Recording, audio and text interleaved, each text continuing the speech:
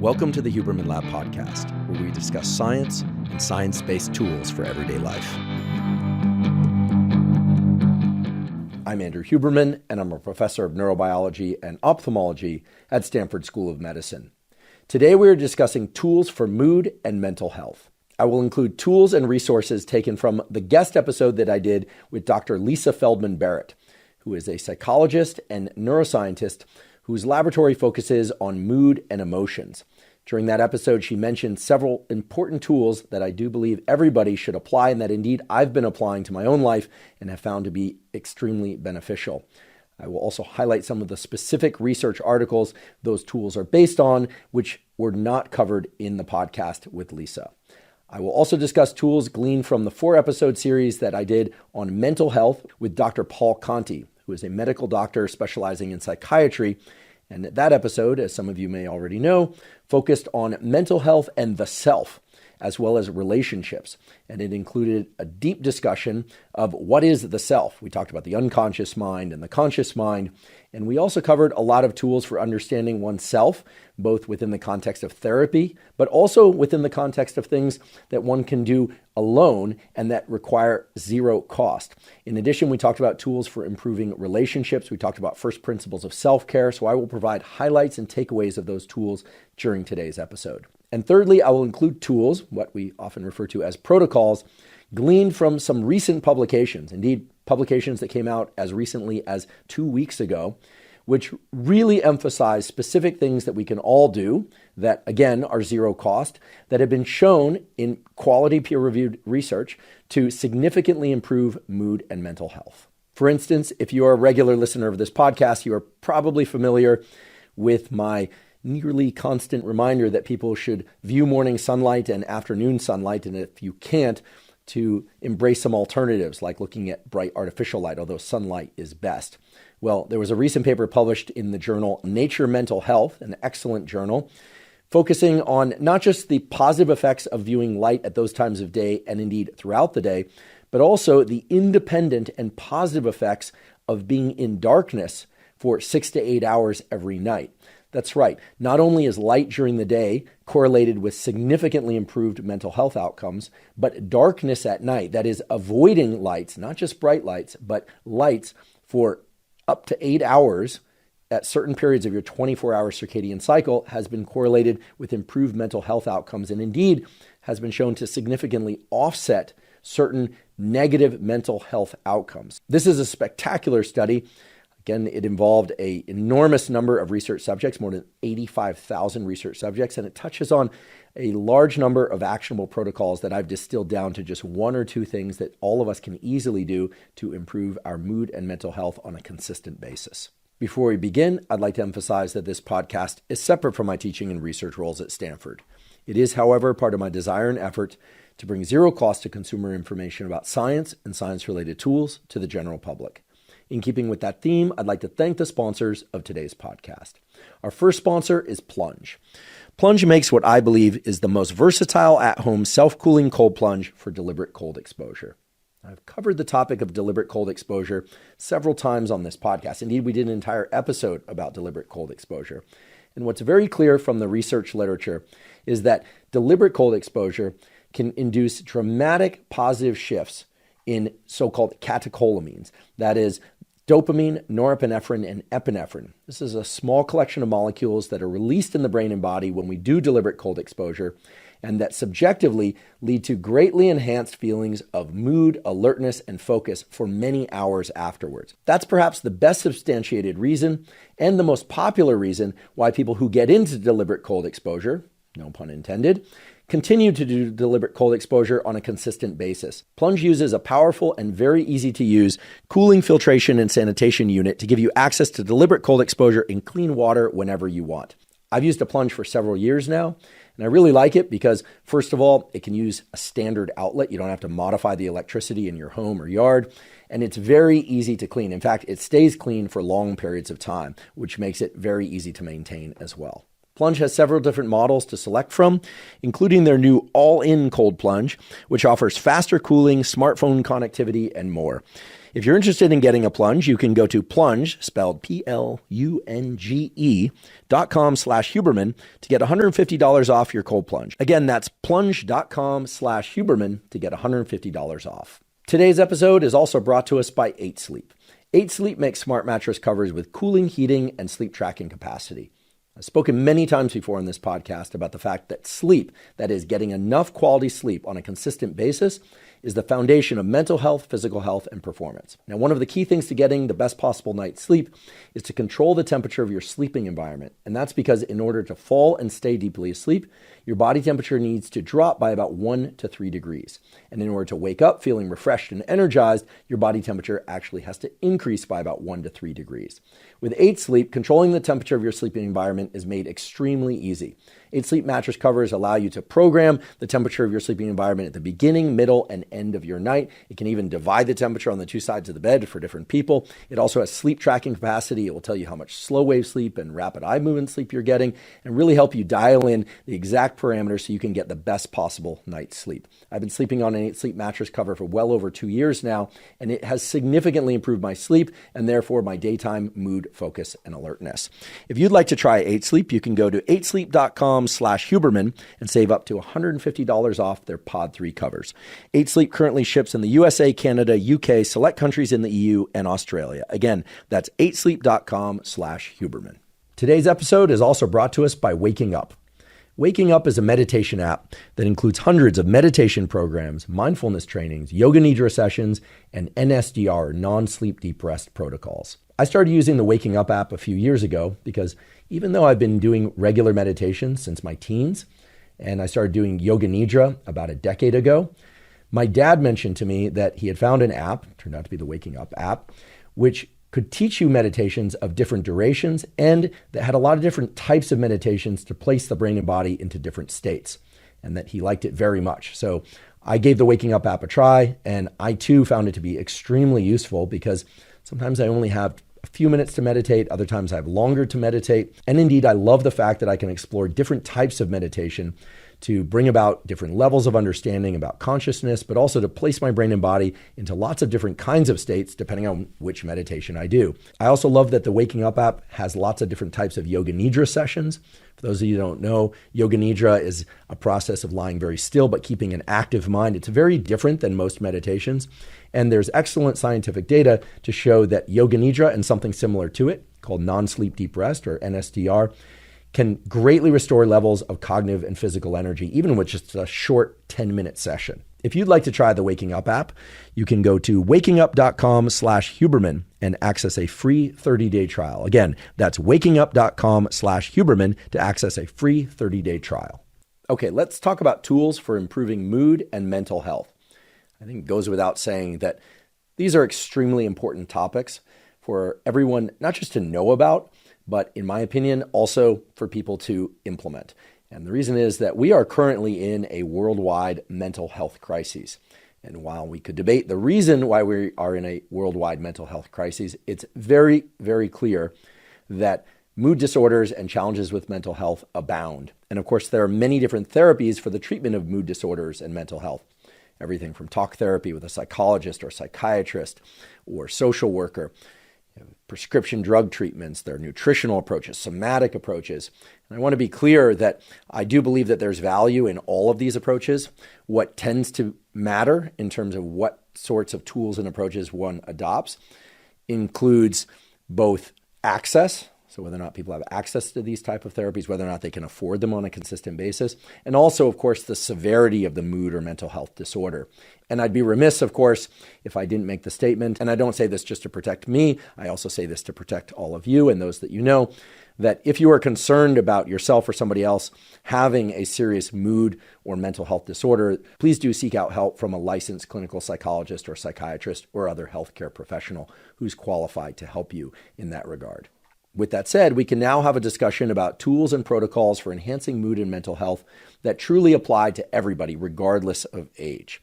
To start off, I want to talk about a fundamental aspect of mood and mental health enhancement that was discussed both in the guest episode with Dr. Lisa Feldman Barrett, as well as in the guest series with Dr. Paul Conti.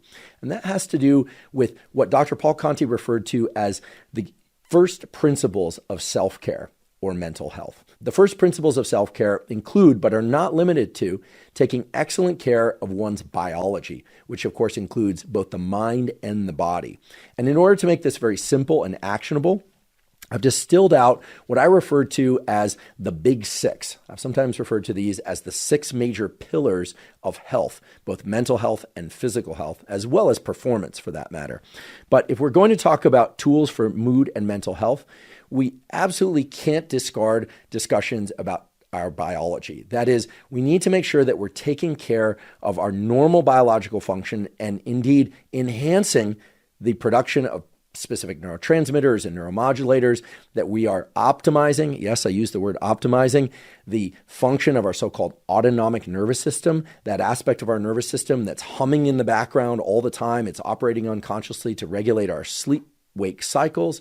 It's regulating how well or poorly we react to things. It's regulating how much dopamine, serotonin, epinephrine, acetylcholine we're producing. All of this stuff is humming in the background and sets the stage for all the conscious work that we might put to, for instance, trying to understand what our life narrative is, what our unconscious mind is doing, what sorts of defenses it might be producing. All of the sort of high-level and directed work that we're going to talk about a little bit later exists on a background of autonomic function, of neurotransmitter production, of hormone production, not just testosterone and estrogen, but things like cortisol, prolactin, and on and on.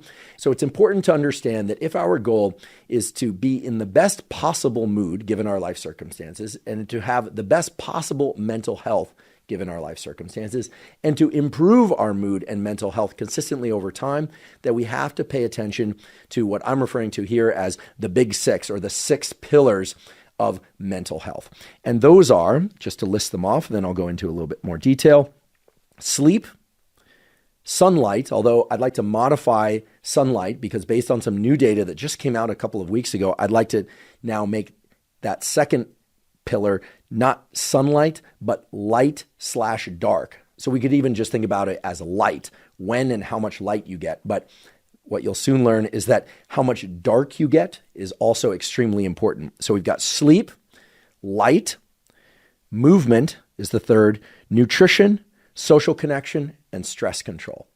Now, these are topics that I've spoken about extensively on previous Huberman Lab podcast episodes. So I don't want to go into a deep dive of each of these 6 pillars right now, but I am going to just give you a few highlights of each. And then, of course, we will provide links in the show note captions for which you can go on the deep dive if you like. And I also would like to mention that if you ever have questions about specific protocols or tools and you're seeking those out, or previous episodes or specific timestamps of previous episodes of this podcast, you can go to our newly revamped hubermanlab.com website and put any topic of interest or even several topics of interest into the search function, and it will take you to the very specific timestamps and other resources that provide information on those topics. So I'm going to go into a few of the key bullet points about each of the 6 pillars, or what I also refer to as the big 6 of self-care and mental health. Again, this is a necessary list, but is not sufficient. Again, necessary to do these things every 24 hours, indeed, every 24 hours, if you want to have the best possible mood and mental health. But it is not sufficient. That means you still need to do some of the other things that we're going to talk about in terms of directed approaches at improving mood and mental health if you are to, quote unquote, optimize your mood and mental health, or if you are, let's just say, trying to constantly improve your mood and mental health. But these are the necessary but not sufficient pillars of mental health. So under the heading of sleep, it's safe to say that most people need between 6 to 8 hours of sleep per night. Some people can get away with 5. Some people need as much as 9 or 10. Certainly growing kids, babies, teenagers, and those that are suffering from some sort of illness are going to need more, as much as 9, 10, maybe even 12 hours of sleep per night. However, most people do well to get somewhere between 6 and 8 hours of sleep per night. You're just going to have to experiment and figure out what's best for you. Now, one thing I heard recently, so I can't claim this as an original idea, but that I think is a really good way to think about sleep, is that sleep, much like physical fitness, is something that we have to constantly be working on. It's not the sort of thing where you can get a great night's sleep one night and then the next night just kind of let all the protocols go and expect to get a great night's sleep. You don't have to be neurotic about getting a great night's sleep. Indeed, I do believe that we should strive to get enough quality sleep as many of the nights of our life as possible. And if you can't do that, hopefully it's for good reasons. But of course, things happen in life, raising kids, you have emergencies, all-nighters to study, so you can make sure you get that best possible grade on an exam, et cetera, et cetera. But we should all strive to get the best quality sleep that we can, and as much of it most nights of our lives. So it's important to look at sleep as a process that you're going to be working on for the rest of your life, just like fitness. And I don't say that to overwhelm you. I say that so that if on any given night you get a poor night's sleep, you don't stress that too much. You just get right back on the wagon and you try and get the best possible night's sleep the next night and the next night and the next night. Much like fitness, there's no 10-week program that's going to transform your physical fitness forever, okay? Just like there's no sleep program that's going to transform your sleep forever. It's a daily, or rather, I should say, nightly investment, although some of the things that are going to positively impact your sleep or perhaps damage your sleep are things that you do during the daytime, right? So avoid that caffeine too late in the day, get that morning sunlight, and on and on.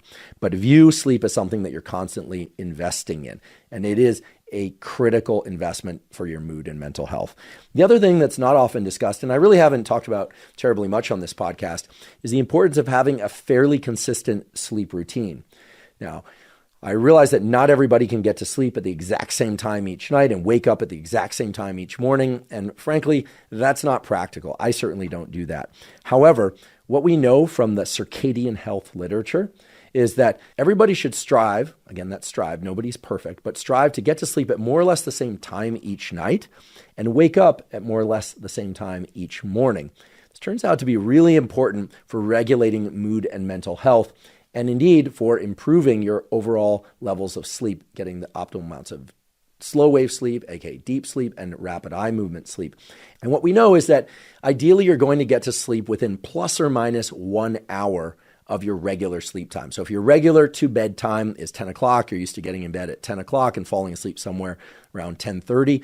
Well, then if the next night you fall asleep at 9:30, great. You're still within the plus or minus 1 hour. And if the next night you go to sleep and you don't fall asleep till 11:30, don't sweat it. In fact, you're still within that plus or minus 1 hour. However, if you start getting into a habit of going to bed at vastly different times, deviating more than or less than 1 hour from your normal to bed time, well, then you're going to start to run into issues such as waking up feeling groggy, even if you got enough sleep. So even if you slept the full 8 hours that you're used to getting, people who go to sleep much later than they normally do or much earlier than they normally do start getting into kind of issues of mood regulation, energy regulation, not just in the morning, but in the afternoon. Likewise, try and wake up at more or less the same time each morning, plus or minus 1 hour. That's really going to help you anchor your overall sleep schedule, and it's really going to help lead to predictability of your overall levels of energy, mood, and focus throughout the day. The second pillar in that big six is light. And I used to refer to this as sunlight, right? I'd say, and I'm going to say it again now, although I've covered this in a lot more detail. So again, just hitting the top contour critical elements. Try to view sunlight, that is with your eyes, view sunlight as early as possible after waking. Whenever I say that, the most common question I get is, what do I do if I wake up before the sun comes out? Well, unless you have superpowers that I'm not aware of, you can't make the sun come out any earlier. So just flip on artificial lights as needed until the sun comes out, and then get outside, face east in the morning, take off those sunglasses. It's perfectly safe to look at low solar angle sunlight without sunglasses, provided you're not driving into bright light and you crash, this kind of thing. Get outside, look at the sunlight. Definitely blink to protect your eyes as needed, but get that sunlight in your eyes early in the day.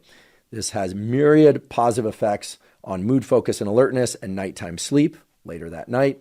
And it does so through a number of well-defined biological and endocrine hormonal pathways that I've discussed on many previous podcast episodes.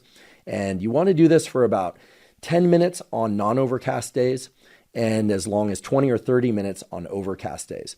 And that highlights the second most common question I get, which is, what do I do if there's no sun where I live? I live in an area where there's no sunlight. Look, if you live on planet Earth, there's always sunlight. There might not be very much of it. It might be very overcast where you live. It might seem very dark, but trust me, there's far more photons, light energy coming through that cloud cover, even in the darkest mornings of winter, than there are at night in those dark winters. So get that light in your eyes and do it as consistently as possible. And also do that in the late afternoon and evening. That's critical for regulating your circadian clock for reasons that I've talked about previously, but I'll get into in a future podcast, really explaining how those clock oscillators and mechanisms work. But just to keep it really simple, since this is a toolkit episode for mood and mental health, your mood and your mental health will benefit tremendously from getting morning sunlight in your eyes. Now, if you need to get more light in your eyes because indeed there's just not enough sunlight, or you don't have the opportunity to get outside and view sunlight in the morning for whatever reason, you might invest in getting a bright light source that you can plug in. You probably want one that's as bright as 10,000 lux. So that's pretty bright. Those fall under the category of so-called SAD lamps, SAD, seasonal affective disorder lamps. And you can purchase those. They can be somewhat expensive. You can also opt to get a 900 lux drawing tablet. By the way, I have no financial relationship to any of these sorts of light sources, but you can find them pretty easily. And in the case of the 900 lux light tablet, fairly inexpensively online. And you can put that on your desk or where you have your morning coffee and try and enhance the total amount of light that you're getting in the morning. But frankly, nothing is as good as sunlight. So if you can't get sunlight, you might think about investing in one of those SAD lamps. And indeed, those SAD lamps aren't as good as sunlight, but they are the next best thing if you really can't get sunlight on a consistent basis. A few other fine points that I always get asked about. First of all, it is absolutely okay to wear eyeglasses or contact lenses. Those sorts of corrective lenses are actually going to focus the light to your retina, which is where you want it. However, this whole process of viewing morning sunlight and afternoon light does not work through a window or windshield, because windows and windshields filter out the relevant wavelengths of light that you want to get directly onto your retina. Okay, so that's the reality of it. In addition, please don't feel that you have to look directly at the sun, and certainly don't stare at the sun. Never force yourself to look at any light, sunlight or otherwise, that's so bright that it's painful to look at. So if it's comfortable for you to look directly at the sun and just blink every once in a while, and you can do that without any pain or discomfort or watering of the eyes, please do that. You're getting a lot of photons into your eyes, and they're transmitting that to your brain, and your brain to the rest of your body, and on and on. However, if you find it uncomfortable to look directly at the sun, in that case, what you'll want to do is offset your gaze to, 10 or 20 degrees, which is nerd speak for just a little bit to the right or a little bit to the left, and get the sunlight into your eyes indirectly. Okay. And I often also get asked, well, can I stand in the shade while I do this? What if I have an overhang in my apartment? The best thing is, of course, going to be to face directly to the sun and look either directly at it or slightly offset. But if you can only get morning sunlight by going out onto your balcony, and your balcony doesn't face east, rather it faces west, you'll still get a lot of photons from the sun reaching your eyes there. But ideally, you would find some way to look toward the sun first thing in the morning. I realize that with kids and work and other obligations, this can be challenging, but it is a challenge worth meeting. Meaning, don't lose your job or forget to take care of your kids to do this, but you can bring your kids to do this, and indeed you should. It sets their circadian rhythms also, and people often will ask, well, does it work on dogs? And indeed, dogs and other animals have these exact same circuits and pathways for setting their circadian rhythm, so it's great for them too. Now, there are also clear and documented benefits for mood and mental health to getting bright light in your eyes, ideally from sunlight throughout the day, as much as you safely can. Please don't get sunburned. Don't get cataracts by getting too much sunlight, but getting outdoors and getting sunlight in your eyes during your lunch break or a walk here and there, or if you have to remain indoors during the day, getting the lights in that environment as bright as possible, as is safely possible, I should say, is known to improve mood and mental health. Why? Well, because there's a special so-called opsin within these cells of your eyes, called melanopsin, that doesn't respond to the same differences in color that are present in sunlight in the morning and the evening, but rather responds to the overall brightness of light. So very bright lights, either from artificial sources or ideally from sunlight, activate these cells, and these cells project these little wires we call axons into specific parts of the brain that improve your mood and feelings of well-being. So I can't give you a specific number, of 5 minutes a day or 10 minutes a day. Just get as much light in your eyes, ideally from sunlight, throughout the day as is safe for you, meaning where you're not getting sunburned and you're not damaging your retina. And if you want to know if you're damaging your retina, well, Anytime you have to blink or turn away from light because it's really bright, that's a signal that the light is too bright. So while you want to place yourself into bright environments, you don't want to place yourself into any environment so bright that it's painful to be in. Okay, so use that as a metric and you should be just fine. And the last point about light for mood and mental health is a relatively recent theme that's emerging from the scientific literature and that really was driven home by a recent study that I mentioned a little bit earlier in the episode. This is the study published in Nature Mental Health showing that darkness during a particular stage of your 24-hour cycle, your so-called circadian rhythm, is also very beneficial for mood and mental health. And it's beneficial for mood and mental health in a way that is independent from light and from sleep. Now, what do I mean by that? Okay, well, there are a number of different ways that this can be examined, but in this particular study, which I like oh so much, entitled Day and Night Light Exposure Are Associated with Psychiatric Disorders, an objective light study in more than 85,000 people. What the researchers did is they analyzed how much light and or dark people were getting across the 24-hour cycle and correlated that with mental health outcomes, looking at a range of different mental health challenges, including bipolar disorder, schizophrenia, depression, PTSD, and much more. And I'll go into this study in a lot of detail in a future episode because it's such an important study with so many gems within it that we should all know about. But one of the key things from this study is that the positive effects of daytime sunlight exposure and the positive effects of nighttime dark exposure, that means, of course, the absence of light, are independent of one another. Put differently, making sure that you are in very dim to completely dark environments for a continuous 6 to 8 hours within every 24-hour circadian cycle is correlated with much better mental health outcomes.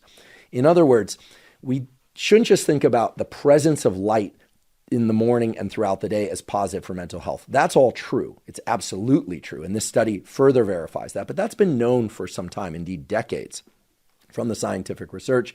And of course, it's been known for thousands of years intuitively and subjectively without detailed scientific measurement. But in addition to that, this study shows that people who stay in very dim to dark environments for 8 hours every 24 hours, or I should say approximately 8 hours in every 24-hour cycle, they benefit from improved mood and mental health outcomes in a way that's independent of how much light they're getting and independent of how much sleep they are getting. The point is this: the time when you wake up, consider that time 0.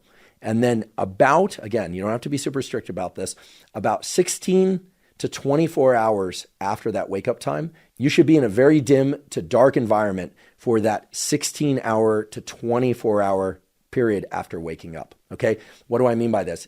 I mean, if you go to sleep at 10 p.m., and you wake up at 6 a.m., well, that 10 p.m. to 6 a.m. phase of your circadian cycle, you should be in very dim light or entirely dark environment. This is a great opportunity to reference another study which was published in the Proceedings of the National Academy of Sciences, which shows that even having a small amount of light in the room, which isn't even that bright, while you're sleeping with eyes closed, can disrupt morning glucose levels. So in other words, keep your sleeping environment dark. Keep your nighttime environment dim to the best of your abilities, right? Certainly, go out to dinner every once in a while, go to the movies, go out and have a party, enjoy yourself. If you have to go to the hospital, God forbid, or you have to tend to some emergency, do that. But to the extent that you can control it within the confines of life and its demands, keep your nighttime environment dim or dark, because that, independently of any sunlight and other bright light that you're viewing during the daytime and afternoon, is going to positively improve your mood and mental health. Now, moving on to the other pillars, and these I'm going to move through a bit more quickly than I have the previous two because we've done entire series on these, or I should say series. Is that how you pronounce it? Someone put the plural of series in the comments on YouTube. The third pillar is movement. And when I say movement, I mean exercise.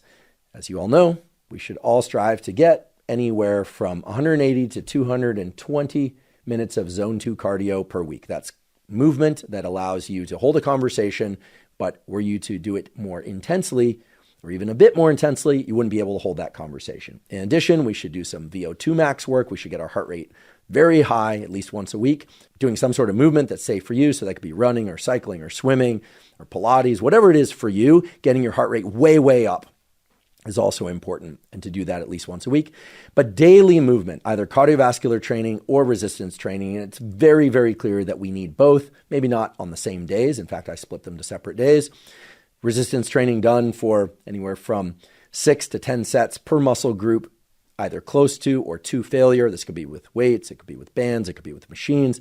All of that was covered in detail in the podcast series that I did with Dr. Andy Galpin, an exercise physiologist who's expert in all those areas. I also did an episode on a foundational fitness protocol that has been distilled into a very simple 3-page PDF that you can get for completely zero cost by going to hubermanlab.com and just put foundational fitness protocol PDF, and you'll be taken to that toolkit. So all of the details of a weekly exercise routine that involves daily movement, but also, certainly in my case, includes at least 1 full day of rest per week, because many people do indeed need 1, maybe even 2 full days of rest per week. So that highlights the third pillar, movement. But we know that cardiovascular training and resistance training aren't just great for our body, they also improve mood and mental health. That's so very clear from the research literature. So we can't overlook those in a conversation about mood and mental health. Now, the fourth pillar is nutrition. And nutrition is a big topic. It's a very barbed wire topic. If you get involved in this stuff online, you've got your people who believe that, carnivore is better than vegan. You have the people who believe vegan is better than carnivore. Most people are omnivores. You have your seed oil debates and on and on and on. We're not going to touch any of that now. Indeed, if you want to learn more about nutrition and what works and what doesn't work for sake of aesthetic changes, weight loss, muscle gain, etc., I would refer you to the guest episode that we did with Dr. Lane Norton. You can find that again at hubermanlab.com, where we do a deep dive on all the variations in different nutritional protocols. But suffice to say that regardless of whether or not you're vegan, omnivore, carnivore, or keto, or whatever, everybody needs to consume sufficient amounts, but not excess amounts of quality calories per day. Now, you may do that by intermittent fasting. You may do that by a more traditional meal scheduling, but everybody's going to need to do that because your body and brain, and indeed the parts of your body and brain that translate to mood and mental health, require macronutrients, proteins, fats, and carbohydrates, as well as micronutrients. So the key takeaway with nutrition is to make it quality nutrition within the bounds of whatever sort of nutritional program that you're following. And that means getting most of your food sources from either non-processed or minimally processed foods. So these will be foods that you're going to need to prepare, or foods that would perish over time. These are not the sorts of foods that live in boxes and cans and other packages that would allow them to live on the shelves forever and ever. Okay, and as I say that, I know many people are shouting, well, what about rice? Rice can live on the shelf for a long time. And yes, okay, I consider rice a minimally processed food because, of course, it can live on the shelf for a long period of time. And here I'm just going to back out of the whole conversation about nutrition at this point, because as you can probably tell, it's a deep series of rabbit holes that we can fall into and really get distracted. The point is, make sure you're getting enough food. Don't overeat. We know energy toxicity is a problem for not just body composition, but for mental health. So you want to get enough calories, but not too few calories. And you'll want to make sure that you're getting them from quality sources. And I say that because, of course, food is not just the substrate for the cellular repair and indeed production of tissues in your body, but it's also the substrate for all the sorts of neurotransmitters, right, which are derived from amino acid precursors that are derived from food, right? All of that dopamine stuff and serotonin stuff is derived from amino acids that come from food sources. So the link between nutrition and mental health should now be an obvious one. As we all know, quality nutrition influences, of course, our physical health, but also our mental health and our cognitive functioning, our memory, our ability to learn new things and to focus. And we know that one of the most important features of high-quality nutrition is making sure that we get enough vitamins and minerals from high-quality, unprocessed or minimally processed sources, as well as enough probiotics and prebiotics and fiber to support basically all the cellular functions in our body, including the gut microbiome. Now, I, like most everybody, try to get optimal nutrition from whole foods, ideally mostly from minimally processed or non-processed foods. However, one of the challenges that I and so many other people face is getting enough servings of high-quality fruits and vegetables per day, as well as fiber and probiotics that often accompany those fruits and vegetables. That's why way back in 2012, long before I ever had a podcast, I started drinking AG1. And so I'm delighted that AG1 is sponsoring the Huberman Lab podcast. The reason I started taking AG1 and the reason I still drink AG1 once or twice a day is that it provides all of my foundational nutritional needs. That is, it provides insurance that I get the proper amounts of those vitamins, minerals, probiotics, and fiber to ensure optimal mental health, physical health, and performance. If you'd like to try AG1, you can go to drinkag1.com/Huberman to claim a special offer. They're giving away 5 free travel packs plus a year's supply of vitamin D3K2. Again, that's drinkag1.com/Huberman to claim that special offer. The fifth pillar in the Big Six is social connection. And we're going to talk a little bit more about this later in the episode, but let's just be very brief and specific about this. We all need to strive to limit the number of social interactions that we feel tax or even vex us, that cause us stress. This is something that was covered in depth in the episode with Dr. Lisa Feldman Barrett, where she talked about the fact that we don't just have a nervous system that regulates itself through experience and through our thoughts and our actions. We are, as a species, interacting with other nervous systems, both of our own species, other humans, as well as non-human species, dogs and cats, and if you have them, horses and other animals. So we need to think about our nervous system as being both regulated from the inside and through our own actions and choices and thoughts, but also through interaction with other nervous systems. And while we don't always have as much control over which social interactions or work interactions we have to engage in, we should really strive to understand and indeed pay some serious attention to whether or not certain types of social interactions are what she referred to as net savings, neutral, or taxing, right? Certain types of social interactions with certain people or groups of people just make us feel taxed. It makes us feel stressed. It leads to negative affect, that is, not good feelings or emotions, and often elevated levels of autonomic arousal that leave us ruminating and leave us having challenges with sleep. We really should all strive to limit those interactions to the extent that we can. On the reverse side of that, as Lisa Feldman Barrett so beautifully pointed out, we also have the capability to regulate each other's nervous systems in ways that produce savings, that is, that allow us to feel and indeed cause physiological changes that make us feel not just happier, not just relaxed, not just happy because we enjoy interacting with somebody, or a group, but that give us a savings, that give us the kind of resources, literally metabolic and neurochemical resources that make us feel more capable and give us a sense of elevated mood and improved mental health when we are not engaging with those people. And this is highly subjective, of course, but you should be able to distinguish. In fact, I encourage you to spend a little bit of time, maybe even just 5 or 10 minutes thinking about, who are the individuals and groups that I interact with that leave me feeling taxed, that really seem to drain my energy and have me ruminating and in a not good space when I leave whatever interaction I had with them. This could be a real interaction or an online interaction. Indeed, I did this the other day based on Lisa's suggestion. I found it to be tremendously useful. What I did is I decided to, and by the way, this was happening on a run where I was thinking, a lot of my mind is in a conversation with people that aren't even here. I was sort of working through a conversation. I was thinking about what I would say, what I did say, what they said, in an interaction that unfortunately was pretty unpleasant. It wasn't extremely unpleasant, but it was pretty unpleasant. And I realized, okay, that is a sort of interaction that I would like to avoid in the future because it wasn't happening right then, but it was carried forward into a portion of my day, my morning run, that for me is normally very pleasurable and quite sacred to me, actually. So paying some attention to how much of your internal dialogue is with yourself versus with others and how much of that is positive or negative is extremely beneficial. And I'm not talking about always just thinking about oneself and not thinking about others. To the contrary, we also need to think, as Lisa pointed out, about who are the people with whom we interact with or observe that lead us to have ongoing dialogue with them in our mind or think about those interactions in ways that give us energy, that lead to energetic savings, literally metabolic savings that we can apply not just in those interactions, but in our work endeavors and our solo endeavors, whatever that we're doing when we are away from those people. So while this concept of savings or neutral or taxation of our metabolic and our neurochemical systems might seem a little bit squishy, it is not squishy. This is a neurobiological concept. It's also a psychological concept. And it's one that I'm so glad that Lisa brought up, because social connection, social interaction is so vital to our mood and mental health. But oftentimes we hear social connection and we think, oh, that means we have to spend a lot of time with friends. We have to organize dinner parties. Well, sure, that's all fine and good if you can do that.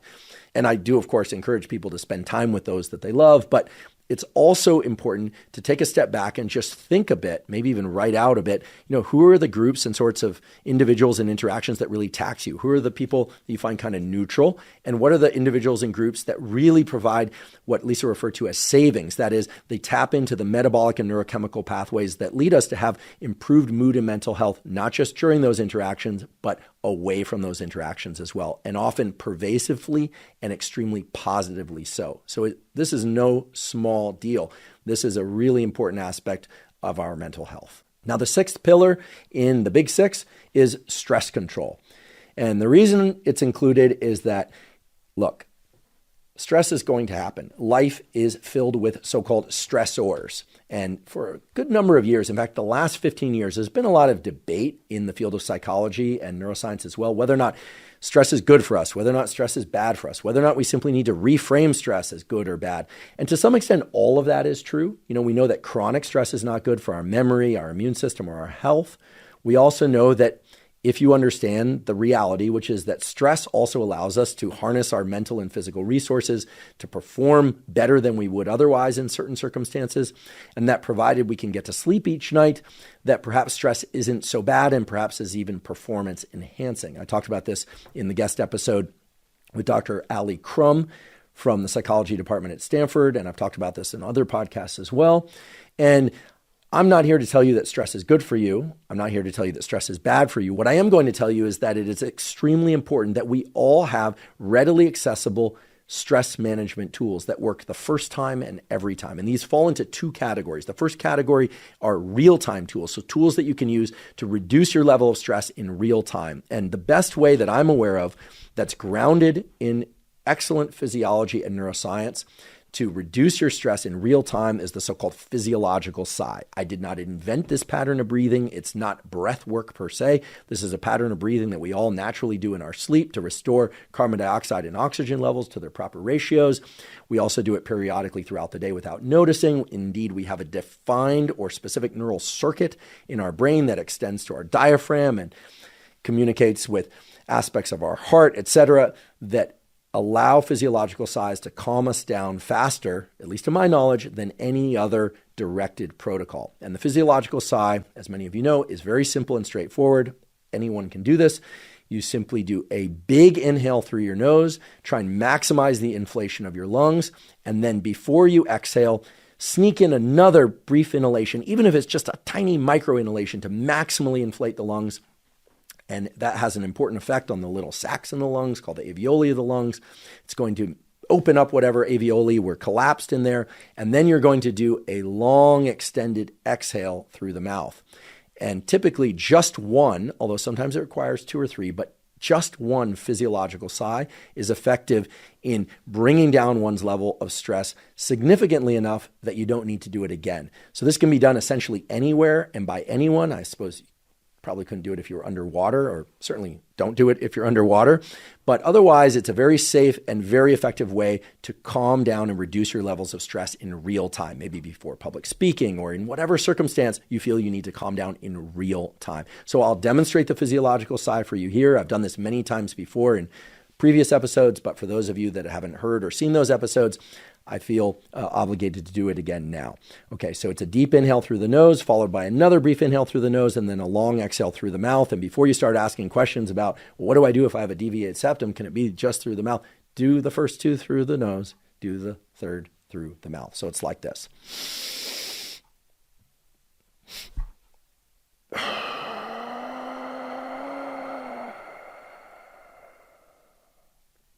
And indeed, I feel calmer. And indeed, if you do it, you will feel calmer.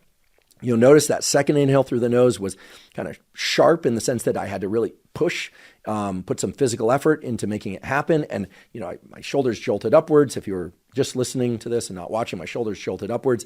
That second inhale through the nose is important for a variety of reasons I've talked about elsewhere. So the physiological sigh is going to be the go-to protocol for you. Again, not invented by me. This is not Huberman breathing. This is a pattern of breathing discovered in the 1930s by physiologists. It's hardwired into our nervous system, and that's what makes it so great. It works the first time, and it works every time. So that's, to my knowledge, the best way to control your stress in real time.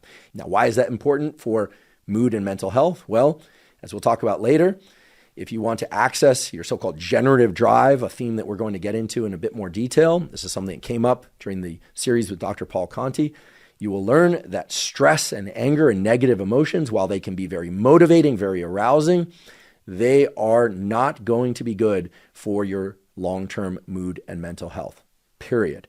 So having tools to regulate your stress and your levels of anger, your levels of reactivity, and also to elevate your feelings of agency and control over your life, starting with agency and control over your physiology, your internal state, is going to be vital.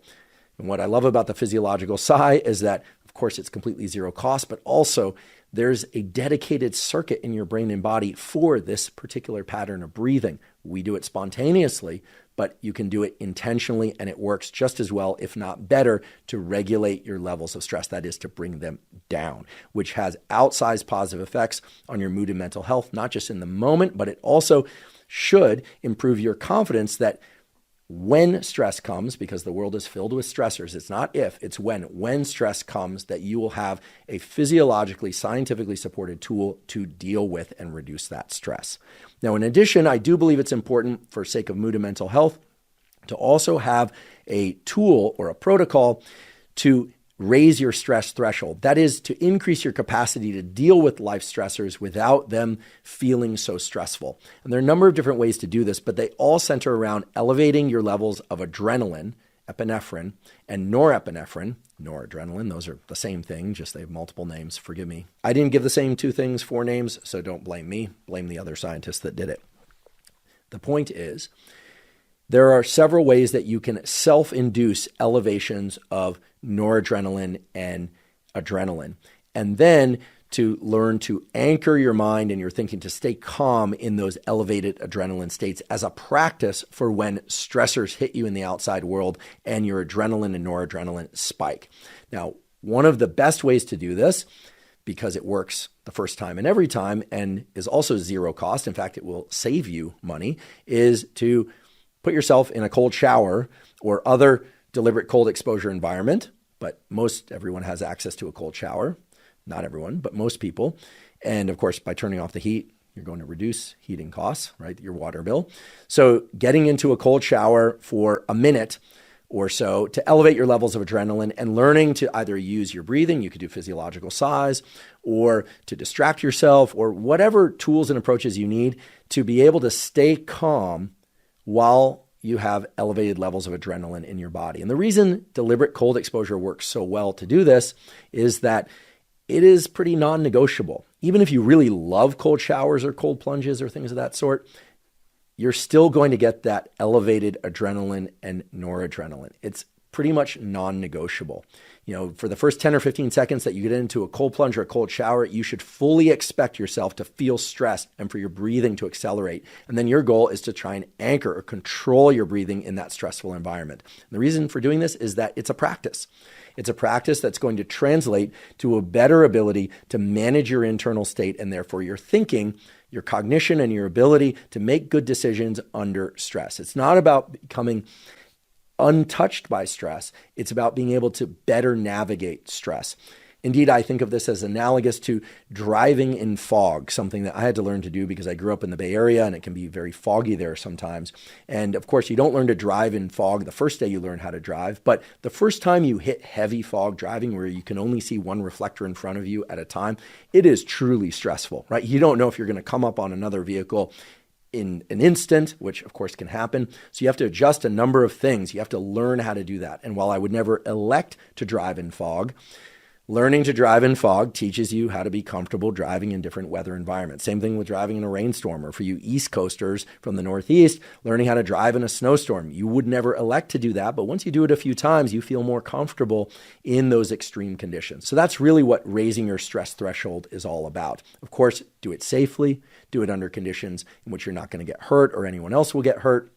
But learning how to do this can be extremely beneficial. And of course, deliberate cold exposure isn't the only way, but frankly, it's the most reliable way and it's the most versatile way to do that because you can do it in your shower or in a cold plunge at home. So you can practice these things. Again, safety first. Always make sure you're not exposing yourself to cold to the extent that you're going to damage yourself mentally or physically.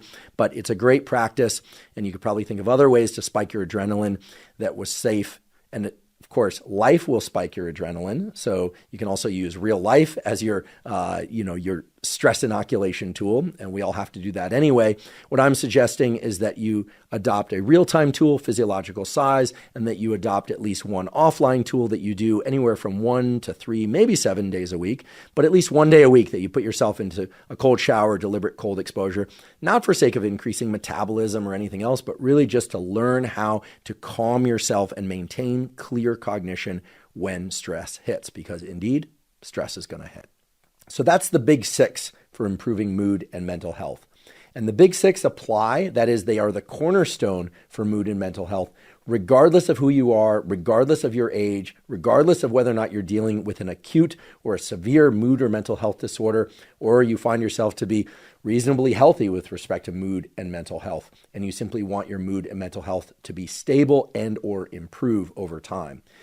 Now, the reason why the big 6, those 6 pillars, are so important for mood and mental health, and indeed form a critical component of what Dr. Paul Conti referred to as the first principles of self-care, is that those 6 pillars establish a milieu, that is, an environment of neurochemicals, including neuromodulators such as dopamine, serotonin, epinephrine, norepinephrine, acetylcholine, and other neurochemicals as well as hormones, testosterone, estrogen, prolactin, cortisol, and immune molecules, and on, that lead to a high degree of predictability in your brain and nervous system. Now, what do I mean by that? Why would predictability be such a key component of mood and mental health?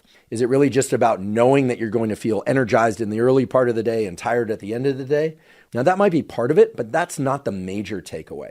The major takeaway is that, as Dr. Lisa Feldman Barrett so aptly pointed out, your brain, and indeed your entire nervous system, has a couple of major jobs. It has the job of regulating your breathing and your heart rate, etc.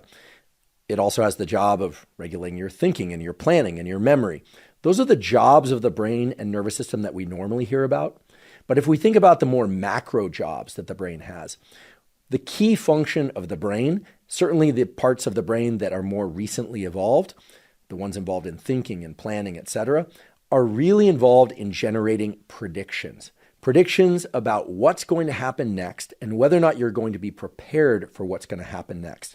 And indeed, Dr. Lisa Feldman Barrett also beautifully illustrated this model of the brain as regulating a brain-body budget and moods, and a related topic, which she called affect.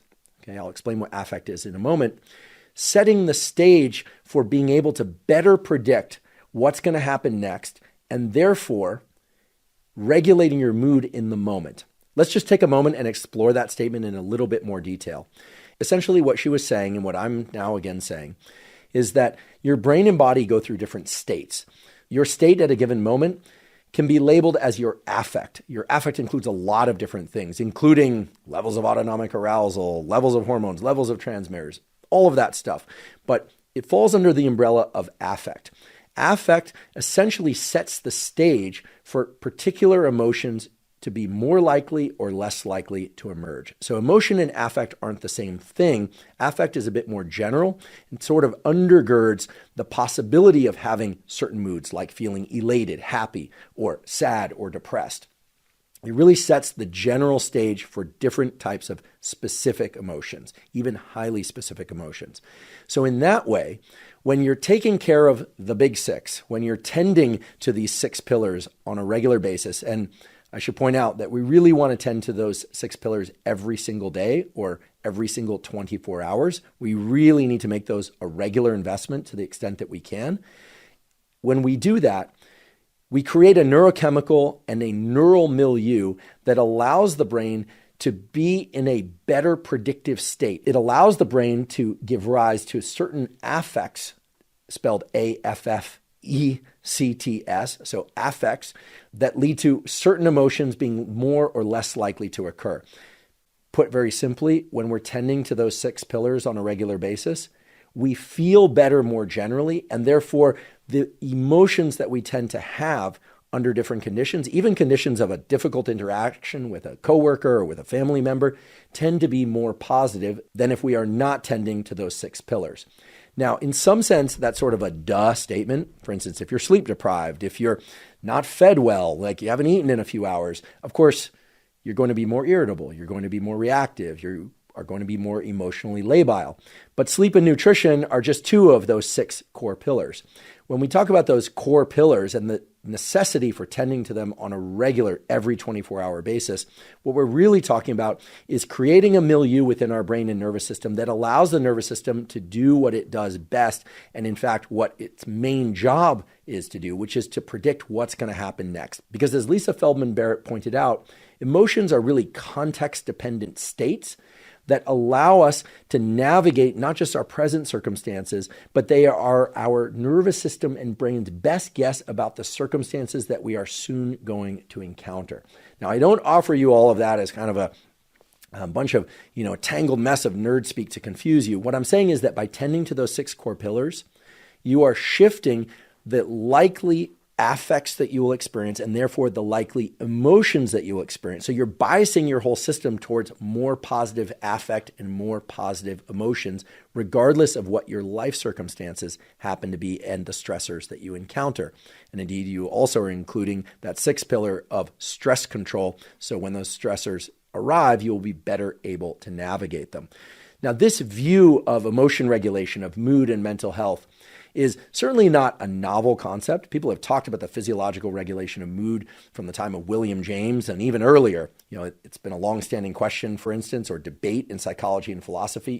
Do we feel anxiety in our body and then label it as anxiety, or do we feel anxiety in our mind and then our body follows? That's been a long-standing debate, and frankly, there's evidence on both sides, which leads me to the conclusion, I think most neurobiologists and psychologists to the conclusion that those things are interrelated in a way that we can't really dissociate them completely at any level, right? When your heart rate goes up and you start breathing faster, if I were to induce that state in you, you'd probably interpret that as feeling anxious. In addition to that, something can make you anxious before your heart rate and breathing increases, and then your heart rate and breathing increases. So no need to tease those apart. But if you think about the brain in large part as a prediction machine and your brain as a metabolic regulator, it's trying to decide which organs need resources. How much resource can I dedicate to thinking, to creativity, to enjoying social interaction, to paying attention to what somebody else is saying as opposed to what's going on inside my body. All of those major functions of the brain as they relate to affect and emotions are going to be best supported, that is, biased toward positive mood, positive affect, positive emotions, and therefore positive mental health outcomes when we're tending to those 6 pillars. Dr. Lisa Feldman Barrett referred to that whole process as the brain regulating a brain-body budget. And she had beautiful analogies for that budget, and that's what led to the description of social interactions as either generating savings or being neutral or generating a taxed feeling, literally taxing that brain-body budget. And I love that concept, and it's one that you can keep in mind. And indeed, we can inject a lot of specificity into this whole process of improving mood and mental health through specific protocols. If you simply remember, if you make a daily investment in the 6 core pillars, you are building up that brain-body budget. You will have more energetic resources to spend on whatever life circumstances come your way. Now, before we move into a discussion about protocols for how to better understand your life narrative, to enhance your sense of self and confidence, and things of that theme, I briefly want to mention that, of course, there are known tools out there in the medical community and psychological community for improving mood and mental health. And while there are a variety of tools, one of the main tools of the psychiatrist is prescription drugs that target specific neuromodulator systems in the brain and body. For instance, SSRIs, selective serotonin reuptake inhibitors, or atypical antidepressants that target the dopamine and epinephrine systems, such as Wellbutrin, bupropion, or other types of antidepressants. Or, for instance, nowadays there's a lot of growing excitement about clinical trials using relatively high dosages of psilocybin, which, by the way, closely mimics the chemical serotonin. That's right, psilocybin, which is converted to psilocin in the brain. If you look at it chemically, it looks very much like serotonin, although it has distinct effects from serotonin. I talked about psilocybin and what's being done in terms of the clinical trials, safety considerations. I talked about the potential hazard considerations and where the legality and all of that is going in that episode if you want to check that out. But the reason I'm taking a moment to mention these drugs, things like SSRIs, Prozac, Zoloft, citalopram, Wellbutrin, psilocybin, and so on, is that all of them target specific neuromodulator systems in the brain and body. And at the same time, it's fairly clear that mood disorders such as major depression are not necessarily deficits in things like serotonin or dopamine. They can be, but most often they are not. So why are such drugs prescribed for mood disorders and for mental health disorders? Well, because if specific neuromodulators like serotonin, dopamine, or epinephrine are dramatically increased above baseline, that affords the brain the ability to rewire itself. Really, the way to think about SSRIs or atypical antidepressants or psilocybin for the treatment of major depression is really to think about them as chemical tools to open or access neuroplasticity. And that's why it's so important that those drugs be combined with talk therapy, where people are actively working through the sources, the real life sources and the historical sources, maybe even the trauma-based sources of their depression. And I mention this because there's a lot of debate nowadays as to whether or not, these drugs are useful, whether or not the side effect profiles justify their use, whether or not, they are applicable to young populations. There's a lot of debate about this. And certainly in the case of the psychedelics, there's a lot of debate because this is a newly emerging area and there's still not a lot of data, although it's starting to, increase over time. But the key point here is that all of these drugs have the potential to work in some people, not others. Some people, they simply don't work for and they cause more problems than solutions they solve.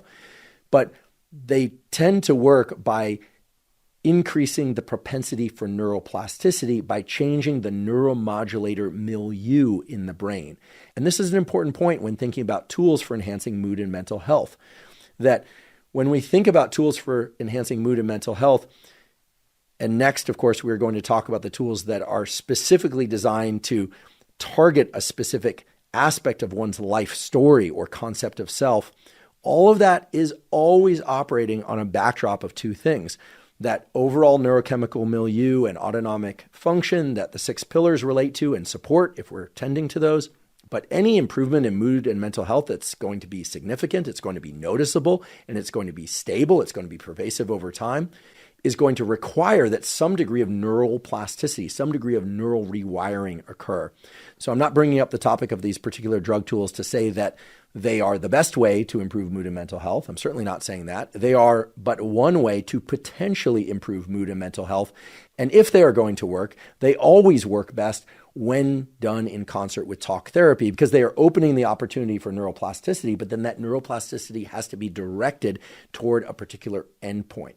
There has to be specific work that's being done by the individual, or ideally the individual with an expert, trained, clinically certified therapist or psychologist or psychiatrist, in order to make sure that the neuroplastic changes that occur lead to long-standing improvements in mood and mental health over time. Indeed, the drugs that I just described were originally designed as tools to allow people to access changes within their brain that would then allow them to enhance mood and mental health, but not have to rely on the drugs themselves for improved mood and mental health. And along those lines, I'm sure some of you out there are thinking about the supplement-based or nutrition-based approaches to enhancing these neuromodulators. And indeed, while they don't have the same potency as things like Wellbutrin and SSRIs at increasing things like dopamine and serotonin respectively, there is a growing number of people out there that are relying on say, daily supplementation with anywhere from 1 to 3 grams of L-tyrosine, amino acid precursor to dopamine, combined with often, 300 to 600 milligrams of alpha GPC as a way to enhance dopamine and acetylcholine and to set the stage for elevated levels of neuroplasticity. But it's very important to point out that the amino acid precursors to the various neuromodulators like L-tyrosine, like L-tryptophan, so L-tyrosine precursor to dopamine, L-tryptophan precursor to serotonin, and so on, that those don't have the same degree of potency, that is, ability to enhance those neuromodulators. And so the extent to which they enrich the possibility for neuroplasticity still remains somewhat obscure. There haven't been clinical trials on that yet, at least not clinical trials that I am aware of. So I mentioned all of that stuff about drugs, whether or not it's psychedelics or whether or not it's prescription antidepressants or whether or not people are using a supplement-based amino acid-based protocol for increasing certain neuromodulators. I feel it's important to mention all of that because, well, first of all, it's quite prominent out there, certainly in the case of prescription antidepressants, and there's growing prominence and use of relatively high-dose psilocybin. Again, always done with support talk therapy. This is done in a legal setting. I said legal, not illegal, a legal setting with a board-certified therapist. This is being done on university campuses, within research labs. And of course, I acknowledge that there are people who are using these compounds outside the realm of the university clinical study environment. So I mention these chemicals not because I'm pointing to them as the path to improved mood and mental health. They can be, but they aren't always. And as I mentioned before, they can sometimes cause problems that lead people to wish that they hadn't taken them or to decide to not take them any further, a decision that absolutely has to be made with a healthcare professional who's well certified to do that. But I'm mentioning these tools because I want you to understand if they work, why they work.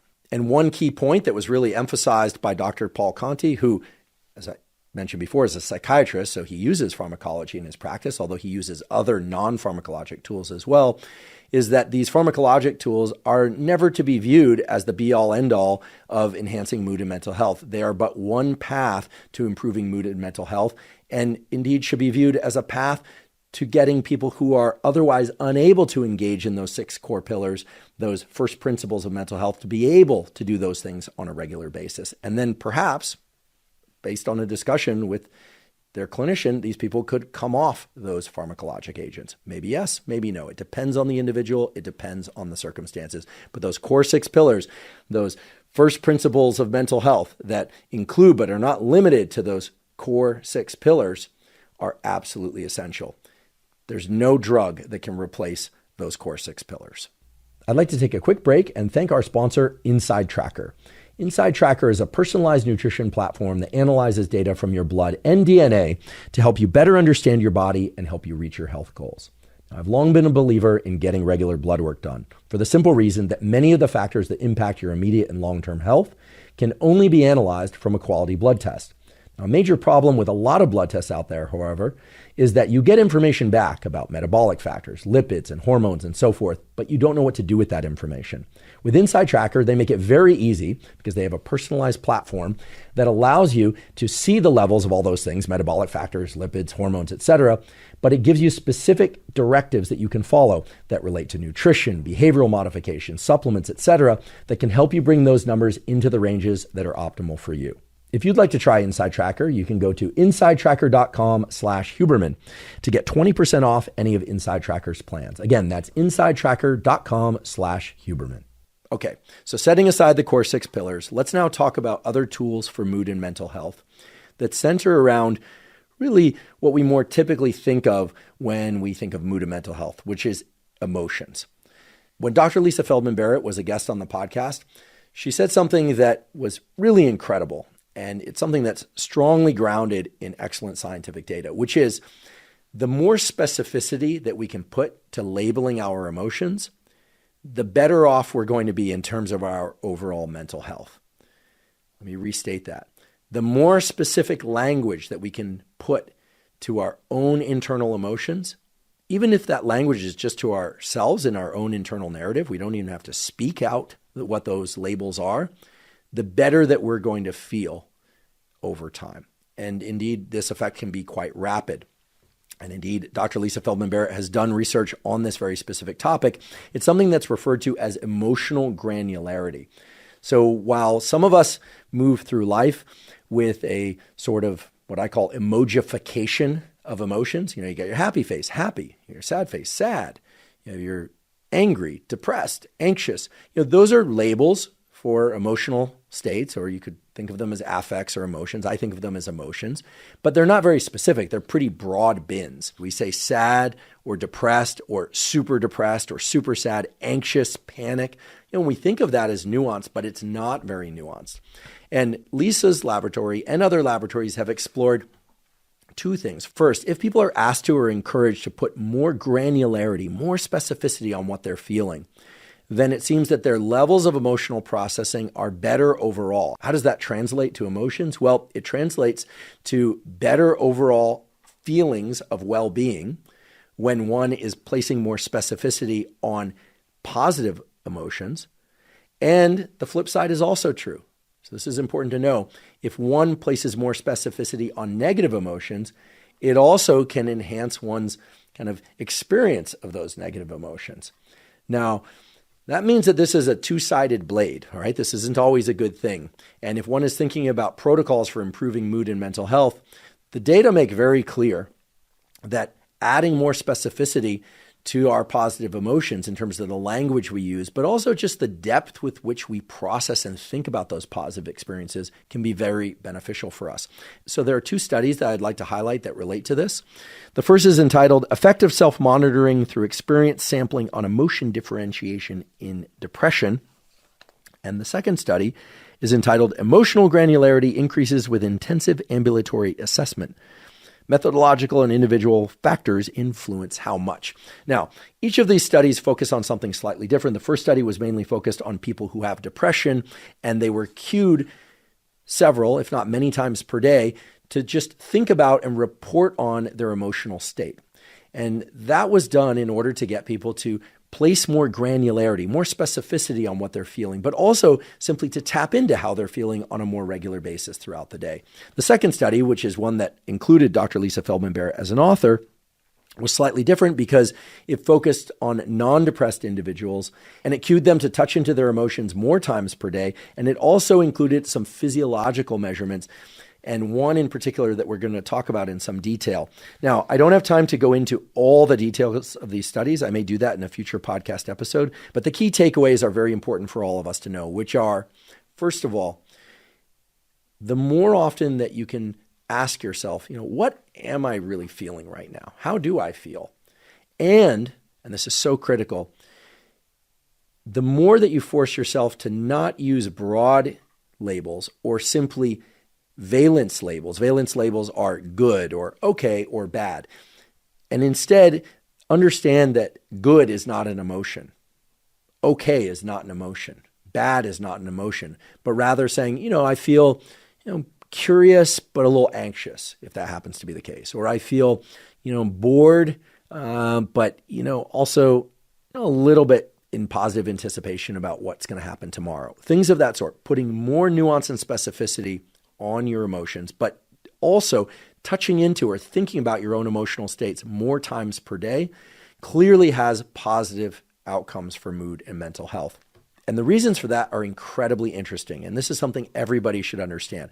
Why would it be that putting more specificity on what we're feeling, so perhaps just in our own heads, like thinking, okay, how do I feel right now? Like if I were to do that right now, I'd say I feel energized and happy. I do. I really enjoy doing what I'm doing. So I wouldn't say I'm like off the charts in awe or elation, but I'm very happy and I feel energized. Earlier today, I was feeling a little bit fatigued and a little bit confused because I was trying to sort out something and it wasn't making sense to me. So assessments like that, which can be told to somebody else or that we just hold internally, done repeatedly throughout the day, anywhere from 3 to 6 times throughout the day, just periodically pinging ourselves. Maybe you set an alarm or maybe you just decide to every once in a while, maybe every time you go into an elevator or every time you go up a flight of stairs, you just ask yourself, how do I feel right now? And thinking about that for a moment. And you don't have to write it down, although I suppose you could. It turns out that just that practice can really enhance our so-called emotional granularity that can enhance our positive emotions and affect. And in addition, it provides us a better sensitivity to better understand those negative emotions, which sounds like it might be a bad thing, but those negative emotions have information in them, right? This is one thing that's often lost in those broad categorizations of anxious or sad or depressed. And keep in mind, of course, that some people are genuinely clinically depressed, and that needs to be taken extremely seriously, just like some people are genuinely clinically anxious, and that needs to be taken seriously. But most of us, when we throw out the words depressed, angry, sad, we're not using enough nuance, and it doesn't really apply to our internal states or the circumstances that we're in. And as a consequence, we suffer. It's not just about communicating our emotions. We suffer because the data say that the more nuance, the more emotional granularity that we have, the richer is our experience of the positive aspects of life, and the more effectively we can navigate the negative aspects of life, right? Again, negative emotions perhaps isn't the best way to even describe negative emotions, because that label negative implies that we should avoid it. And in fact, those negative emotions provide a lot of information about perhaps social interactions that we should seek to avoid in the future, and so on and so forth. Now, one of the most interesting things about this whole process of increasing emotional granularity and touching in several times per day into how we feel, something that's completely zero cost, takes just a moment to do, that we can get much better at over time. That was clearly seen in these studies, that people get much better at doing this. It becomes more facile for them very quickly, is that it correlates with improvements in physiological metrics that relate to overall improvements in mood and mental health. And the specific physiological metric that I'm referring to is so-called vagal tone. Some of you have perhaps heard of the vagus nerve. It's the 10th cranial nerve. It's an extensive peripheral nerve that it goes out of the brain, kind of at the level of the neck. It's one of the cranial nerves that extends to essentially all the organs of the body, the heart, the lungs, etc. But it's a two-way street. It's a superhighway of nerves out of the brain and into the body, and it's a superhighway of nerves back from the bodily organs to the brain. And it's involved in regulating a lot of so-called autonomic functions, so how fast our heart rate is, how fast our breathing is, rates of digestion. And all of that weaves together to create those things that we call affect, our internal states. So without going into a ton of detail about the vagus nerve, there's something that's called cardiac vagal control. Cardiac vagal control is the extent to which that vagus nerve can impact your heart rate and your overall feelings of calm or alertness. Now, the simple way to think about this is more commonly referred to as heart rate variability. Heart rate variability is simply the distance between your heartbeats, or rather the time between your heartbeats, which we know if those timings between your heartbeats are somewhat variable, that is correlated with positive physical and mental health outcomes. One of the ways that you can increase heart rate variability is to get regular cardiovascular exercise, as well as doing resistance exercise, and no surprise, getting sufficient amounts of quality sleep each night is also going to be very beneficial for heart rate variability. Now, exercise and sleep, of course, are wonderful, but it turns out that there's also a very rapid way to increase heart rate variability by activating the vagal innervation of the heart and the way that the heart and some other circuits within the so-called brainstem interact. And that's through something called respiratory sinus arrhythmia. Respiratory sinus arrhythmia can be summarized very simply by saying when you inhale, you speed your heart rate up. And when you exhale, you slow your heart rate down. And it's that exhale, slowing your heart rate down, that's mediated by the vagus nerve. Now, there's a more thorough description of that, which I'll just give you now, and it's not that lengthy. So here's how it goes. When you inhale, your diaphragm actually moves down, and as a consequence, your heart actually gets a little bigger, it has a little more space. As a consequence, the fluid in your heart moves a little more slowly per unit volume, and there's a neural signal to speed the heart up. Conversely, when you exhale, the diaphragm moves up.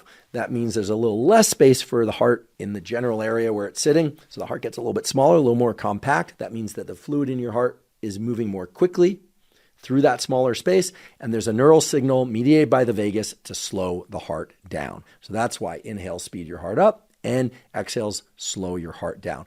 That is the basis of so-called RSA, or respiratory sinus arrhythmia.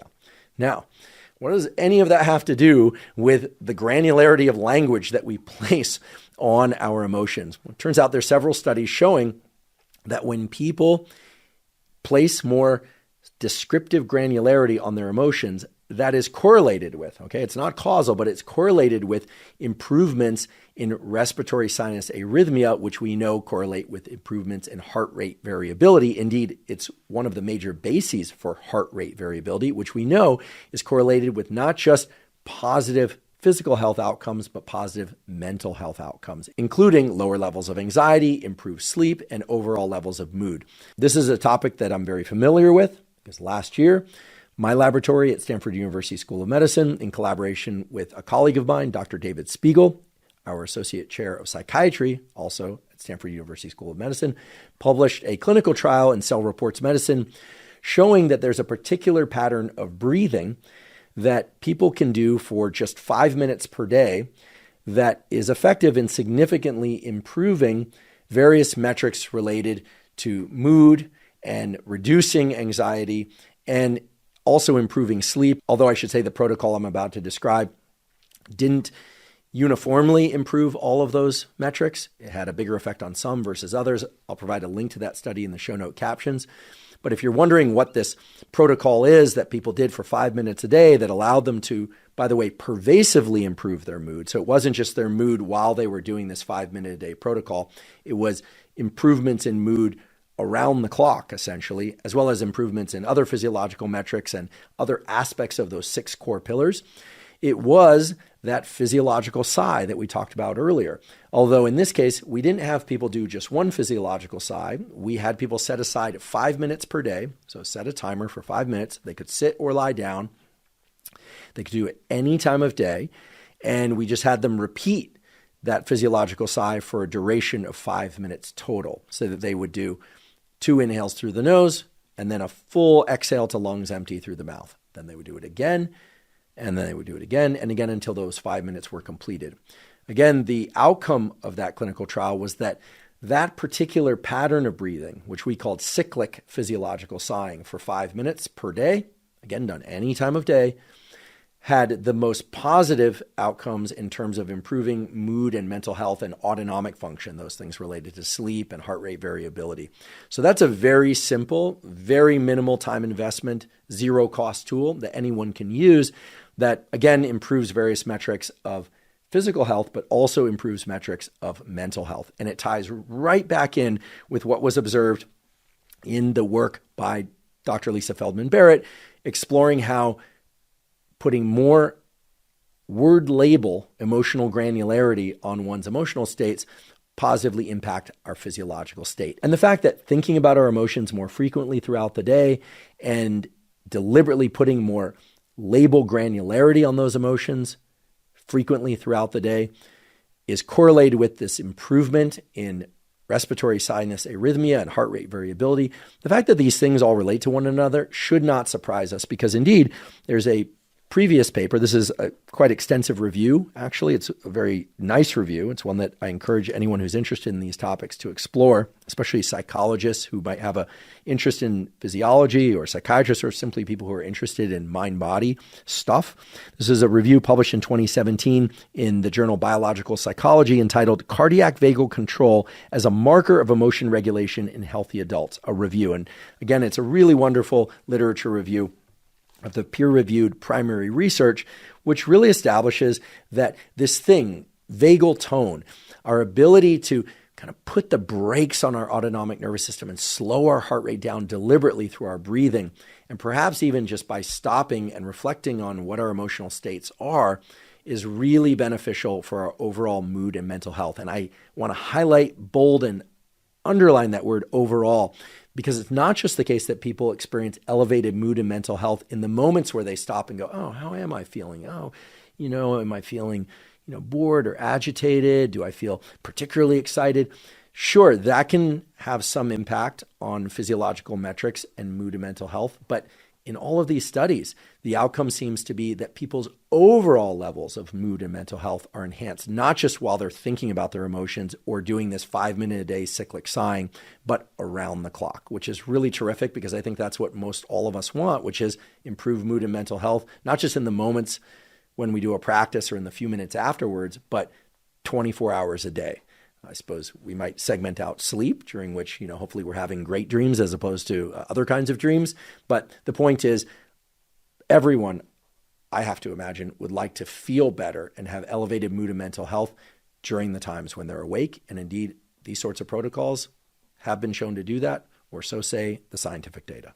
Now we are going to discuss the tools for enhancing mood and mental health gleaned from the 4-episode guest series with Dr. Paul Conti, who is a medical doctor specializing in psychiatry. He also has particular expertise in trauma. However, the 4-episode guest series that we did with Dr. Conti was really about exploring the self, as well as tools and protocols for not just gaining a better understanding of oneself, but also for gaining a better understanding and tools for relating to others, aka relationships. Thread through the series was a model of the mind and how it works to create everything from feelings, thoughts, to behaviors that Dr. Paul Conti described as an iceberg model. And I perhaps should refer you to the fact that he actually drew out this model and we provided it as a zero-cost PDF in the show note captions for every single one of those episodes in that 4-episode series.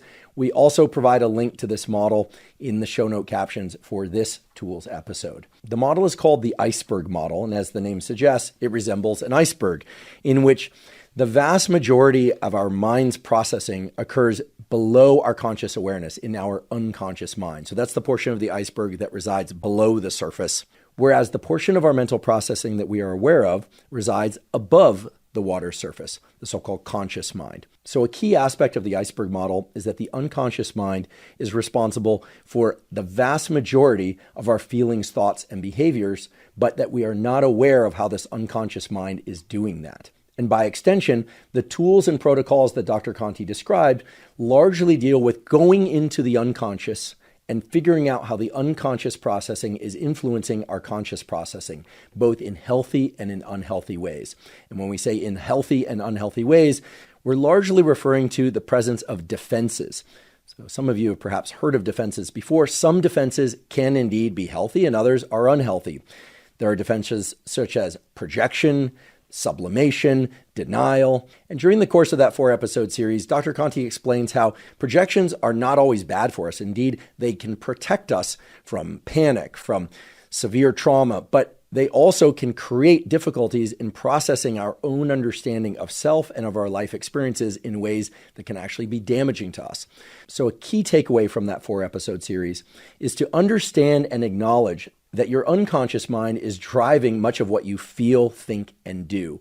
However, by doing structured exploration of the self, and we'll talk about how to do that, one can gain better understanding of how that unconscious processing is influencing what you think, feel, believe, and do. So once you accept the important role of the unconscious mind, and you make the decision that you want to better understand how your unconscious mind and conscious mind are in this constant dialogue and how you can have that dialogue better serve you, there are a series of actionable tools that you can do that will allow you to better understand yourself and how you relate to others. And the first of these tools is to really understand your self-concept. Now, of course, most all of us know our own name. Rarely do we ever forget that name. We have some concept of where we're from, who our parents are, what our present and future goals might be, where we've succeeded, where we've failed in life, and on and on. But the self-concept goes far beyond that sort of CV list or our biography of self. Indeed, the self-concept has a lot to do with our self-confidence, our feelings of ability, both to overcome challenges, but also our ability to serve the world that we're in and our ability to change ourselves over time. Now, of course, the degree to which somebody might have confidence or less confidence, or the degree to which somebody feels that they can exert influence on their environment and their goals is, of course, going to vary based on their personal history. But as Dr. Conti explained, even independent of all that, if one puts in some work to better understand their self-concept, to really get a clear picture of oneself, From that, one can develop more agency with which to pursue one's aspirations and to reach their goals. And the key concept here is one that's particularly powerful for both exploring and building up one's concept of self. And that's to consciously and deliberately build a life narrative. Now, a simple way to do this that can be very effective is to create a series of folders or documents. It could even be a stack of papers. I prefer to do this in electronic form. And I confess that even before learning about this tool from Dr. Conti, I had initiated doing this tool starting back in 2015. And it's fairly straightforward, but as I mentioned before, it can be very powerful. And it simply consists of building out separate folders or pieces of paper, and this could be done electronically or on real-world paper with paper and pen or paper and pencil. And essentially what you do is you're going to divide your life history into some regular increments. So for me, the way that I did this is I created a folder on my laptop that I actually called Lifetime. So that's the title of the main folder. And then within that folder, I have a series of folders, each of which spans a particular phase of my life. So 0 to 5 years of age, 6 to 10 years of age, 11 to 15 years of age, and so on and so forth. Now, I'm 48 years old, so I have folders that extend to age 50 currently, although I will add folders going forward very soon. And the idea here is that for each of those folders, you're going to place a single Word document into that folder. And then on that Word document, you're not going to journal. You're not going to do any sort of extensive writing. Rather, you're simply going to put down bullet points with titles. It could be 1 or 2 sentences, but typically it's just a few words describing some of the key milestone events that you remember from that particular phase of your life. So just for sake of example, I'll read off some of the things that are included in the folders for my particular lifetime narrative. But of course, this relates to my lifetime narrative. You should, of course, put the milestones and key bullet points that relate to your lifetime narrative. But again, just to give you a sense of the sorts of things that made it into this folder, in my 6 years old to 11-year-old folder, on that document, I put where I was living at that time, the city I was living, the school that I went to. I put a couple of teachers' names, teachers that had a particular influence on me, a particular summer camp experience. That was not a traumatic experience, by the way. It was a happy experience, but for me, it turned out to be a very transformative one. And then there are a couple other things in there that are just recollections of childhood friends' names, okay? So seemingly mundane information, perhaps, but it looks more or less like a biography, and yet other folders, so for instance, the folder that spans from 25 to 30 years of age is the time that I was in graduate school. So it includes a note about graduate school, a note about particular hobbies that I was interested in addition to my scientific research at the time, a couple of key relationships, a couple of key relationship challenges, as well as some things that at that time I was processing about prior years, in particular my teen years in high school. Now, the key thing here is that whatever goes into these folders is what's important to you. It could be positive events. It could be negative events. It could be events that for whatever reason you remember and that keep surfacing in your mind that you think might be interesting or important at some later time, or that you're concerned you might forget. In fact, that might be a really good metric for whether or not you include something in these folders or not. If there's something that you want to make sure that you never forget, but that you think you might forget, I would encourage you to put it onto that Word document and put it into that particular folder.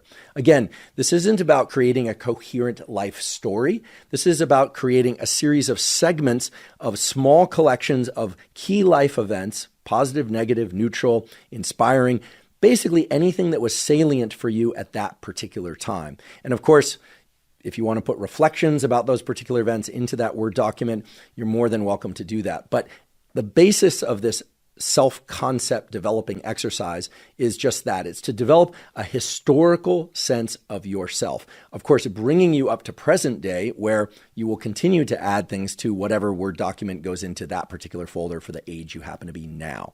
Now, for some of you, this kind of autobiographical bullet pointing might seem like it's just that, some attempt to build or write an autobiography. But it's very important to remember that these folders are for you. These folders are not about writing a book about your life history, although if you decide to do that with these folders at some point down the line, that sounds great. But that's not the goal here. The goal is for you to build a structured narrative representation of events that were key in your life. And as described in the series with Dr. Conti, this goes way beyond just understanding your past. This is really about understanding past. It's about understanding yourself at present. And indeed, it threads into your goals and aspirations for the future. An important thing to understand about this tool or protocol is that it also has an incredible ability to anchor you in your perception of the passage of time. Some of us track the passage of time better than others, both within the day and across days and years and so forth. But this exercise in particular is very good at allowing you to see, how much time you devoted at a given stage of your life to a given endeavor, whether or not you're stuck in patterns whereby you're still engaging in certain types of things professionally or relationship-wise, or in any other number of different ways that have you in a pattern that may or may not be serving you well. I want to emphasize again that this exercise is not about goal setting. It's about your ability to build a structured narrative pattern from which you can look at it and then make a determination as to whether or not, you feel that you're currently on the right path for you. But it's not about projecting forward as to what your goals are. We'll soon talk about that. We'll talk about goals and aspirations in a moment. This is really about better understanding what led you up to the place that you are now. And it really helps you pinpoint the key work that you need to do in terms of exploring your unconscious and conscious mind using some tools that we're going to get into subsequently. So there's really no strict rules about how to do this exactly, except that I do encourage you to make those increments across your lifespan manageable. I wouldn't suggest doing it one for every year. I wouldn't suggest a folder one for every 10 years. I think a 3 to 5 year increment seem like a more reasonable and tractable way to go about this. So that's one of the sorts of tools that Dr. Conti referred to as to how to build up one's self-concept, which directly relates to things such as our confidence, our ability to track our own behavior, understand some of our motivations, both conscious and unconscious. But of course, that practice is mainly a conscious exercise. It's really not tapping directly into the unconscious in any kind of direct way as far as we know. Now, we can contrast that with the tools and protocols that are designed to tap into the unconscious mind.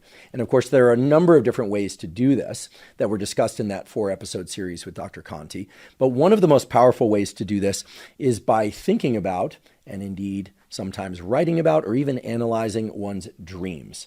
Now, dream analysis is something for which you can find a lot of books out there. There are a lot of theories. There's also a lot of argument that perhaps dream analysis, which has roots in Freudian psychology as well as other traditions, is perhaps not accurate. I don't think we want to consider whether or not dream analysis is accurate. Rather, I think we should just acknowledge that when we are dreaming, in particular the dreams that we have toward the later part of our night, which are the dreams associated with rapid eye movement sleep that tend to be very emotionally laden dreams as compared to the dreams that we have earlier in the night.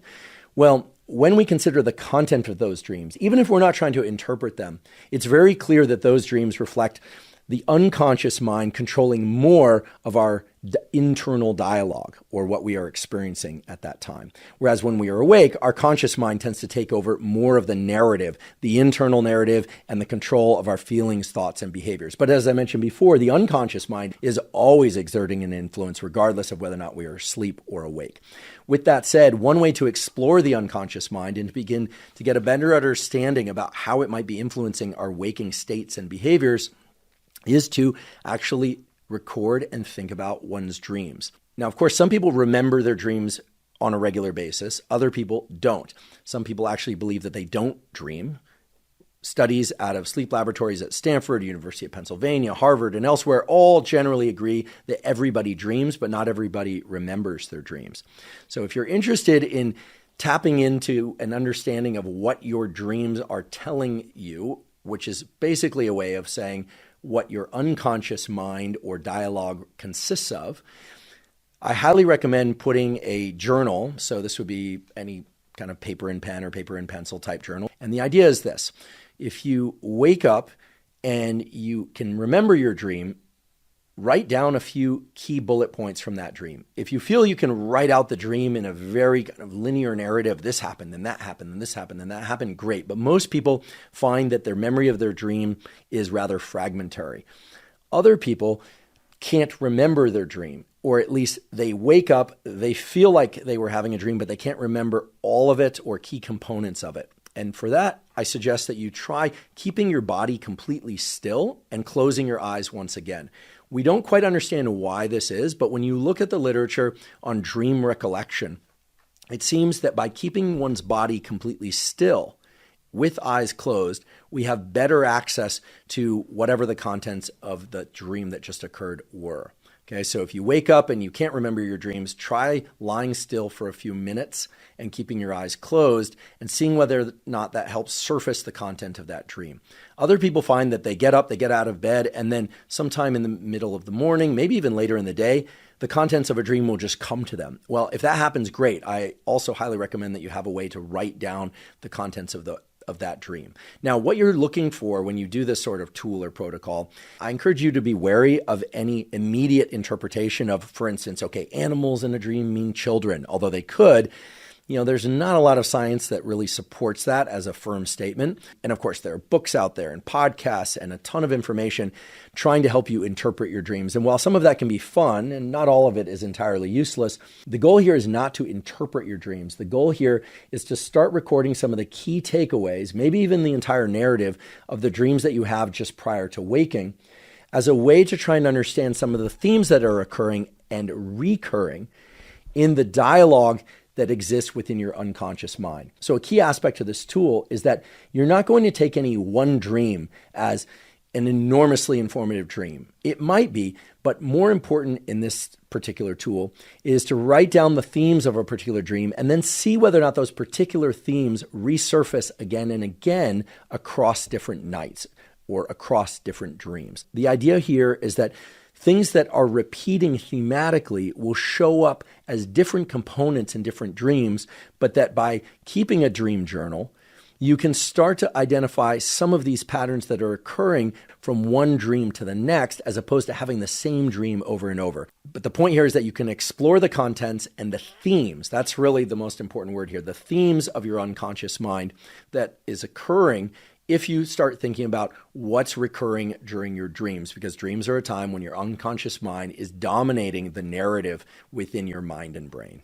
Now, for those of you that dream a lot and remember your dreams, as well as for those of you that do not, I would also encourage you to explore the contents of your thinking, that is, thinking about your thinking, during so-called liminal states. And the liminal state during which this can be particularly useful is right upon waking. So this is different than thinking about what you were dreaming about. This is about keeping your eyes closed and body still. We do think that that's important for doing this well, because once you start moving your body, you open your eyes and you start bringing in sensory experience for that day, your mind dramatically shifts towards conscious processing. But in that liminal state between sleeping and awake, when you wake up and you're a little sleepy, maybe you don't want to get out of bed, this happens to me all too often, try closing your eyes and remaining perfectly still for maybe 1 to 3 minutes, maybe 5 minutes, and just pay attention to where your mind goes. Now, you might fall back asleep. Be mindful of that, depending on what you need to do that morning. But a lot of people will find that their mind goes into this place that's neither sleep nor awake, right? This is a state that very much resembles the state people achieve in things like yoga nidra, yoga sleep, or in non-sleep deep rest, although it tends to be more dominated by the unconscious mind, a little bit more sleep-like. Now, some people find this practice to be difficult because they're the sort of people that wake up and they're just immediately ready to go. Most people, however, myself included, find that when they wake up, the mind isn't completely alert yet. And you can use that period, again, just maybe 2 or 3 minutes, maybe 5 minutes, to start to pay attention to the contents of your thinking. See whether or not your thinking migrates from, something related to work or to relationship or to self or to something you want to do or something that you're anxious about, and so on and so on. And here too, you'll want to write this down. So this is very much like the dream journaling we just talked about, but it's slightly easier for most people to access, especially people who have a hard time remembering their dreams. And again, it's an opportunity to access some of the contents of your unconscious mind, to learn to look at and see what's going on in your unconscious mind in a way that's very difficult, if not impossible to do, unless you're working with somebody who's very good at accessing the unconscious, such as a skilled psychiatrist or psychoanalyst. And in that way, allowing you to do introspective work, which is not structured in terms of thinking, trying to think about like, what do I want? What's going on? Why did they do that? Why did I react that way? Nothing like that. You're simply observing your mind and seeing what's geysering up from the unconscious. That is, you're getting a portal into that portion of the iceberg that resides below the surface of the water. The next set of tools for exploring the self-concept, etc., from that 4-episode series with Dr. Conti is journaling. I'm going to do an entire episode of the Huberman Lab podcast about journaling, and there are a lot of different kinds of journaling, and fortunately, there are a lot of great peer-reviewed studies about the power of journaling for processing all sorts of things like emotional states, trauma, etc. There are basically 2 categories of journaling that are very useful to carry out on a consistent basis. And when I say consistent basis, that could mean every day, or it could mean 3 times a week. It could even be once a week. There are really no hard and fast rules about this, but when we think about journaling, there are really 2 main styles of journaling. One is going to be free associative journaling. Sometimes people talk about this as a data dump, right? Typically, people will talk about the data dump as the morning notes, which is when you wake up in the morning, you've got a lot on your mind, you can't organize your mind. People who have a hard time structuring their thinking and behavior often find this very useful, which is to, take out a journal or a piece of paper. Again, this is just for you. It's important that you realize and really make sure that you're the only person that's going to see these notes, because a lot of people get into self-monitoring when they're doing their journaling. They're thinking about, well, how's this going to look? Is my handwriting okay? How's my punctuation? What are people going to think? Is this going to be a good book or not a good book? Listen, none of this journaling that we're referring to is about your book or your autobiography. This is really just for you. This is an exploration of yourself that's designed to help you enhance your concept, that is, your understanding of self, and indeed translates to better confidence, better understanding of your goals and aspirations, better understanding of your unhealthy patterns and defenses, and on and on. And so, again, the 2 styles of journaling are free association, so where you literally just write down anything that comes to mind or that you feel like writing down within a given period of time. For most people, 10 minutes is ample time to do that. For some people, 5 will be enough. And for some who have the time, maybe 30 minutes. But for me, and I think for most people out there, anywhere from 5 to 10 minutes of this data dump, free association, it could be your anxieties, what you're thinking about, what you're anxious about. It really could be about anything that comes to mind. And this free association process can be very useful for clearing out the clutter, so to speak. The other style of journaling that's equally useful, but for different reasons, is structured journaling. To have a goal for a given entry on a given day. And again, this could be done in the morning, afternoon, or night. And the idea would be that you would set an intention, and by intention, I mean a specific topic that you're going to restrict your writing to, and that writing should be about self, in particular, goals and aspirations. What you've wanted in the past, yes, but also what you want at present, what you might want in the future for yourself. These could, of course, be material things, but in general, this is more about aspirations of things that you would like to accomplish or generate. And the key word there is generate. And if you listen to the 4-episode series with Dr. Conti, he talked about 3 drives that exist in all of us. These 3 drives are the aggressive drive, the pleasure drive, and the generative drive. And we don't need to go into a lengthy description about these drives right now. If you're curious about them and what they represent and how they can be in balance or out of balance and how that serves us or doesn't serve us, please check out that 4-episode series with Dr. Conti, because he goes into that in a fair amount of detail and also in an actionable way. But the key thing here is that word generative. One of the things that I asked Dr. Conti at the outset and throughout the entire series was, what is mental health? We talk about physical health and we have some idea of what that represents, healthy blood pressure, the ability to do certain forms of physical movement, cognitive abilities. I asked him, how can we define mental health? And his answer was very straightforward and very powerful. He said, what we all need to aspire to is to be in states, that is, in the verb actions of agency and gratitude for as much of our waking life as possible. Now, that sounds great, right? A sense of agency, the ability to exert influence over our internal state and affect the world around us in positive ways, positive relationships, reach our goals, as well as gratitude, being grateful for the opportunities that we've been afforded, even grateful perhaps for some of the challenges that we've been afforded or that were selected for us that we had no control over. And carrying that agency and gratitude forward because it gives rise to a sense of peace, contentment, and delight. So all of that sounds wonderful, right? be in agency and gratitude as verb states, experience peace, contentment, and delight. But Dr. Conti acknowledged, and we spent a good amount of time discussing the fact that doesn't happen just because we decide we want to. In fact, agency and gratitude, peace, contentment, and delight geyser up from a whole set of other processes that we have to engage in on a regular basis. And that really gets us back to those three drives. He talked about how people tend to have more or less aggressive drive, not just aggression in terms of violence, although some people do have that, but in terms of their determination and their sort of leaning into friction, even seeking out of friction. People are on a continuum with respect to the aggressive drive. He also talked about the pleasure drive and the fact that people are on a continuum of the desire for pleasure, to either be a hedonist or somebody who really avoids pleasure and kind of restricts pleasure from oneself. And again, that these things can slide around depending on our life circumstances, our age, etc. But that it's very important that we have a sense of where we are on that continuum of an aggressive drive and a pleasure drive. And here's the most important thing, that our aggressive drive and pleasure drive never outsize our generative drive. And that engaging our generative drive is really the hallmark of mental health that leads to that sense of agency and gratitude, peace, contentment, and delight. And he defined the generative drive in the following way. He said, the generative drive is our desire to create, build, and contribute to the world in meaningful ways and appreciate the process to get there. It is the core feature of our mental health. So if you want to learn more about the various drives and how they interact and how to access more generative drive, again, that's all contained in the 4-episode series with Dr. Conti. But taking us back to the tools and takeaways from that 4-episode series, the process of journaling in free association mode, or the process of journaling in a conscious, structured way, is really about trying to access the generative drive and to build up that generative drive. And one of the key things about conscious journaling is that it affords us the opportunity, in a way that's not going to be seen by anybody else, to really think about what our goals and aspirations are. Now, you might say, I can't even think about my goals and aspirations. I don't know what I want. Well, that's fine. Then you should journal about that.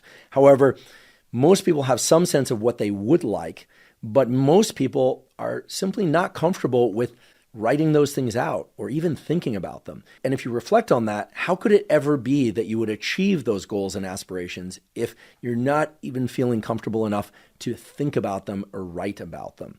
And so the process of thinking about and writing about your goals and aspirations is perhaps one of the key first steps towards being able to actualize those goals and aspirations. And for some people, this might be very easy to do. You simply write down, say, I want to, be married by this age, and I want to, make X amount of money, and I want to live here or there. And certainly those sorts of goals and aspirations are perfectly valid for this type of exercise, but so are the sorts of goals and aspirations that relate to feeling states. Like, I would like to feel part of a community. I would like to feel like an active contributor to a community. And then the essential thing is to really flesh out the detail around those goals and aspirations. What size community? Where do you see yourself fitting into this community? Are you doing this alongside other people or by yourself? In other words, to really get comfortable thinking about what your goals and aspirations are, again, completely from the perspective of self, and that you are going to be the only person to see this particular document. Now, I will be the first to admit that the exercise that I just described, not the free association journaling, but the structured journaling of goals and aspirations, I and many people find to be difficult to initiate. Difficult to initiate because there seems to be a bit of internal anxiety and friction around doing it. There seems to be something that keeps many, not all, but many people from feeling as if they are even allowed to think about their goals and aspirations, because many people default to, well, then, I'll just be disappointed because it's not going to work out. I don't want to think about what I want because then I'll just be more disappointed. And that particular frame of mind was actually discussed in the series with Dr. Conti, and he convinced me, and he's the expert, that the opposite is actually true. When we are able to overcome some of our anxiety and really think about in a dedicated way what we would like to create for ourselves in our lives, both present and future, and keeping in mind our events of past, because we always carry that life narrative forward, then we are in a far better place to actualize those goals and aspirations. And he explained a variety of reasons why that's the case in his clinical observations and some of the other observations that really support that statement. So I highly encourage you to think about embracing a process of journaling. Again, you don't have to do this every day. The journaling and the dream analysis take a little bit more time, but they are oh so valuable for better understanding one's self-concept, and they really thread forward into real everyday actions that can positively enrich your mood and mental health. Now, any description of science-based tools for mood and mental health would be incomplete without including some tools related to processing of traumas. Now, the processing of traumas is something that, especially in the case of major traumas or repeated traumas, really should be carried out in concert with an expert trained clinician. That is a psychologist or psychiatrist who's trained in helping people work through traumas. However, even if you're working with somebody who's expert in processing trauma, there are specific tools that you can use on your own to accelerate that process. And for people who are working through what are sometimes called more minor traumas, these are sometimes called big T, big traumas, and little t, little traumas. However, that nomenclature doesn't take into account the fact that, most of us can probably tell what the big traumas are for ourselves and for others, but sometimes it's hard to tell whether or not those small traumas, the little t traumas, actually are big T traumas. So, this is one of the major reasons why working with a licensed professional is really going to be advantageous and in many cases necessary to work through trauma. That said, the self-directed protocols for working through trauma have a lot to do with how we think about, but more importantly at times, how we talk about those traumas. And Dr. Paul Conti talked about this not so much in the 4-episode series with us, but in a particular podcast episode that he did with Dr. Peter Attia, who some of you are perhaps familiar with for his incredible podcast, The Drive, but also for his excellent book, Outlive, which deals with health span and lifespan or longevity. Now, in that particular conversation with Dr. Conti and Dr. Attia, Dr. Conti emphasized the fact that one of the ways that we hold ourselves back and indeed can exacerbate the negative consequences of trauma are the ways in which we modify our language to describe those traumas. And what he said, which is so important, is that oftentimes we don't allow ourselves to use language that's as big as is necessary to explain that trauma and the impact of that trauma on us and on others. In fact, many people start to, relegate their language to more passable in a given sentence or passable in a given conversation. Now, what we're not talking about here is the idea that, screaming at somebody else about your trauma or using a lot of 4-letter words is necessarily the best way to process that trauma verbally. However, we are talking about allowing oneself, either in spoken form or in written form, to really allow the magnitude of a given trauma to be expressed with a fair degree of intensity and language that can capture at least some of what that trauma represented for us or for others. Now, as Dr. Conti pointed out, all too often we do the opposite.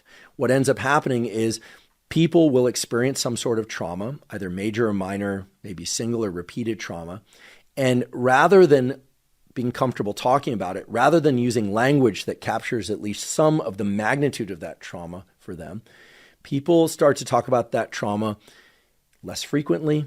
They start to distract themselves to think about other things instead of talking about or thinking about that trauma. And what happens is that trauma roots into our unconscious mind and starts to impact us in negative ways. Now, those negative ways include increases in anxiety, disruptions in sleep.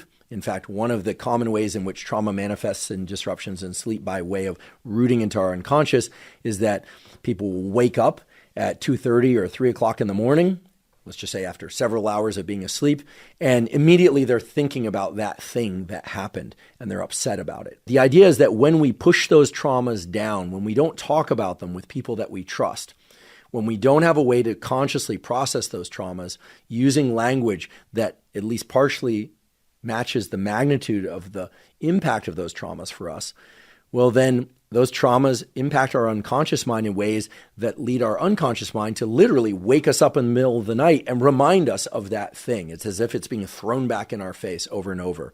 Also, sometimes traumas will root their way down into our unconscious, and then they will resurface in the mode of compulsive or obsessive thinking about that thing or perhaps other things. Again, the unconscious mind has a interesting and complicated number of different ways that it defends us, in ways that it, can create denial, distraction, that we might get hyper-focused on work as a way to not think about the trauma, or hyper-focused on some details in our environment and just really trying to focus on that because it's much easier to process and handle that than these traumas.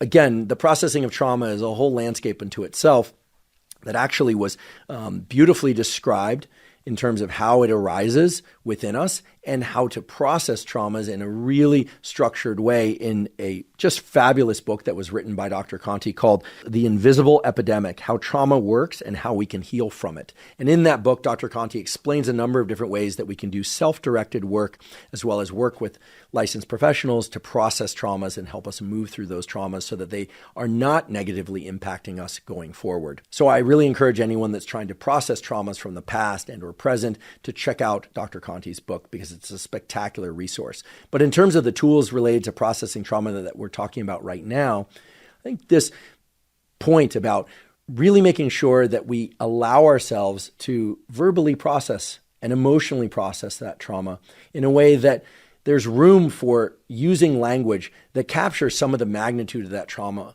and how it impacted us and others is going to be very important, because otherwise what ends up happening is that we tend to adopt feelings of guilt and shame around those traumas simply by not talking about them, by having them go inward. And then they start to negatively impact our unconscious mind, and then our unconscious mind tries to throw them up to the surface for our conscious mind to recognize by waking us up from sleep, and in some cases by leveraging those unhealthy defenses. Things like denial, things like, the overindulgence in alcohol, overindulgence of drugs, ways to distract ourselves, as well as projection and sublimation and the other types of defenses that Dr. Conti talked about in the 4-episode series. Again, those defenses are not necessarily good or bad. It depends on the circumstances. The unconscious mind is not trying to harm us. Your unconscious mind is part of you. It is you. But of course, it is you acting in concert with your conscious mind. And so really the tools and protocols from the 4-episode series with Dr. Conti are aimed at helping you feel and access more sense of agency and gratitude on a regular basis, more peace, contentment, and delight. And doing so by touching into those different drives, understanding what they are, the aggressive drive, the pleasure drive, and really making sure that your generative drive, again, I love this description of the generative drive so much so that I'm going to read it again because this is really what it means to be mentally healthy. Again, the generative drive is our desire to create, build, and contribute to the world in a meaningful way and appreciate the process to get there. It is the core feature of our mental health. So being able to access that generative drive on a regular basis is really what this thing that we call mental health is all about.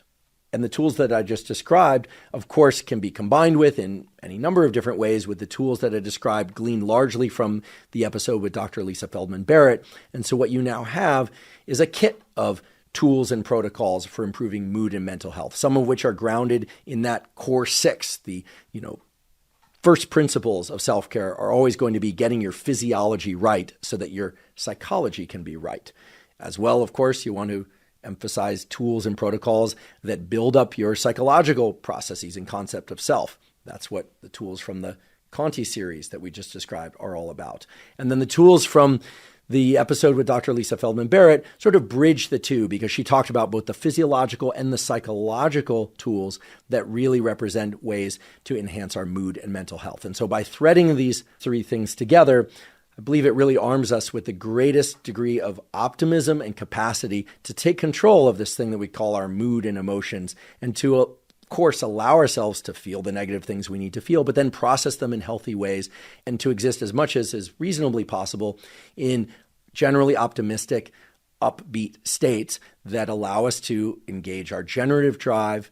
And although we covered a lot of tools during this episode, again, I want to emphasize that the idea isn't to necessarily do all of them all at once. Maybe just pick 1 or 2 and start to implement them on a regular basis. And by implementing those, there's no reason to think that you would be significantly eating into your other demands on your time, because ultimately, the whole purpose of having elevated mood and mental health is so that you can have better relationship to yourself and better relationship to others and to the world around you. If you're learning from and or enjoying this podcast, please subscribe to our YouTube channel. That's a terrific zero-cost way to support us. In addition, please subscribe to the podcast on both Spotify and Apple. And on both Spotify and Apple, you can leave us up to a 5-star review. Please check out the sponsors mentioned at the beginning and throughout today's episode. That's the best way to support this podcast.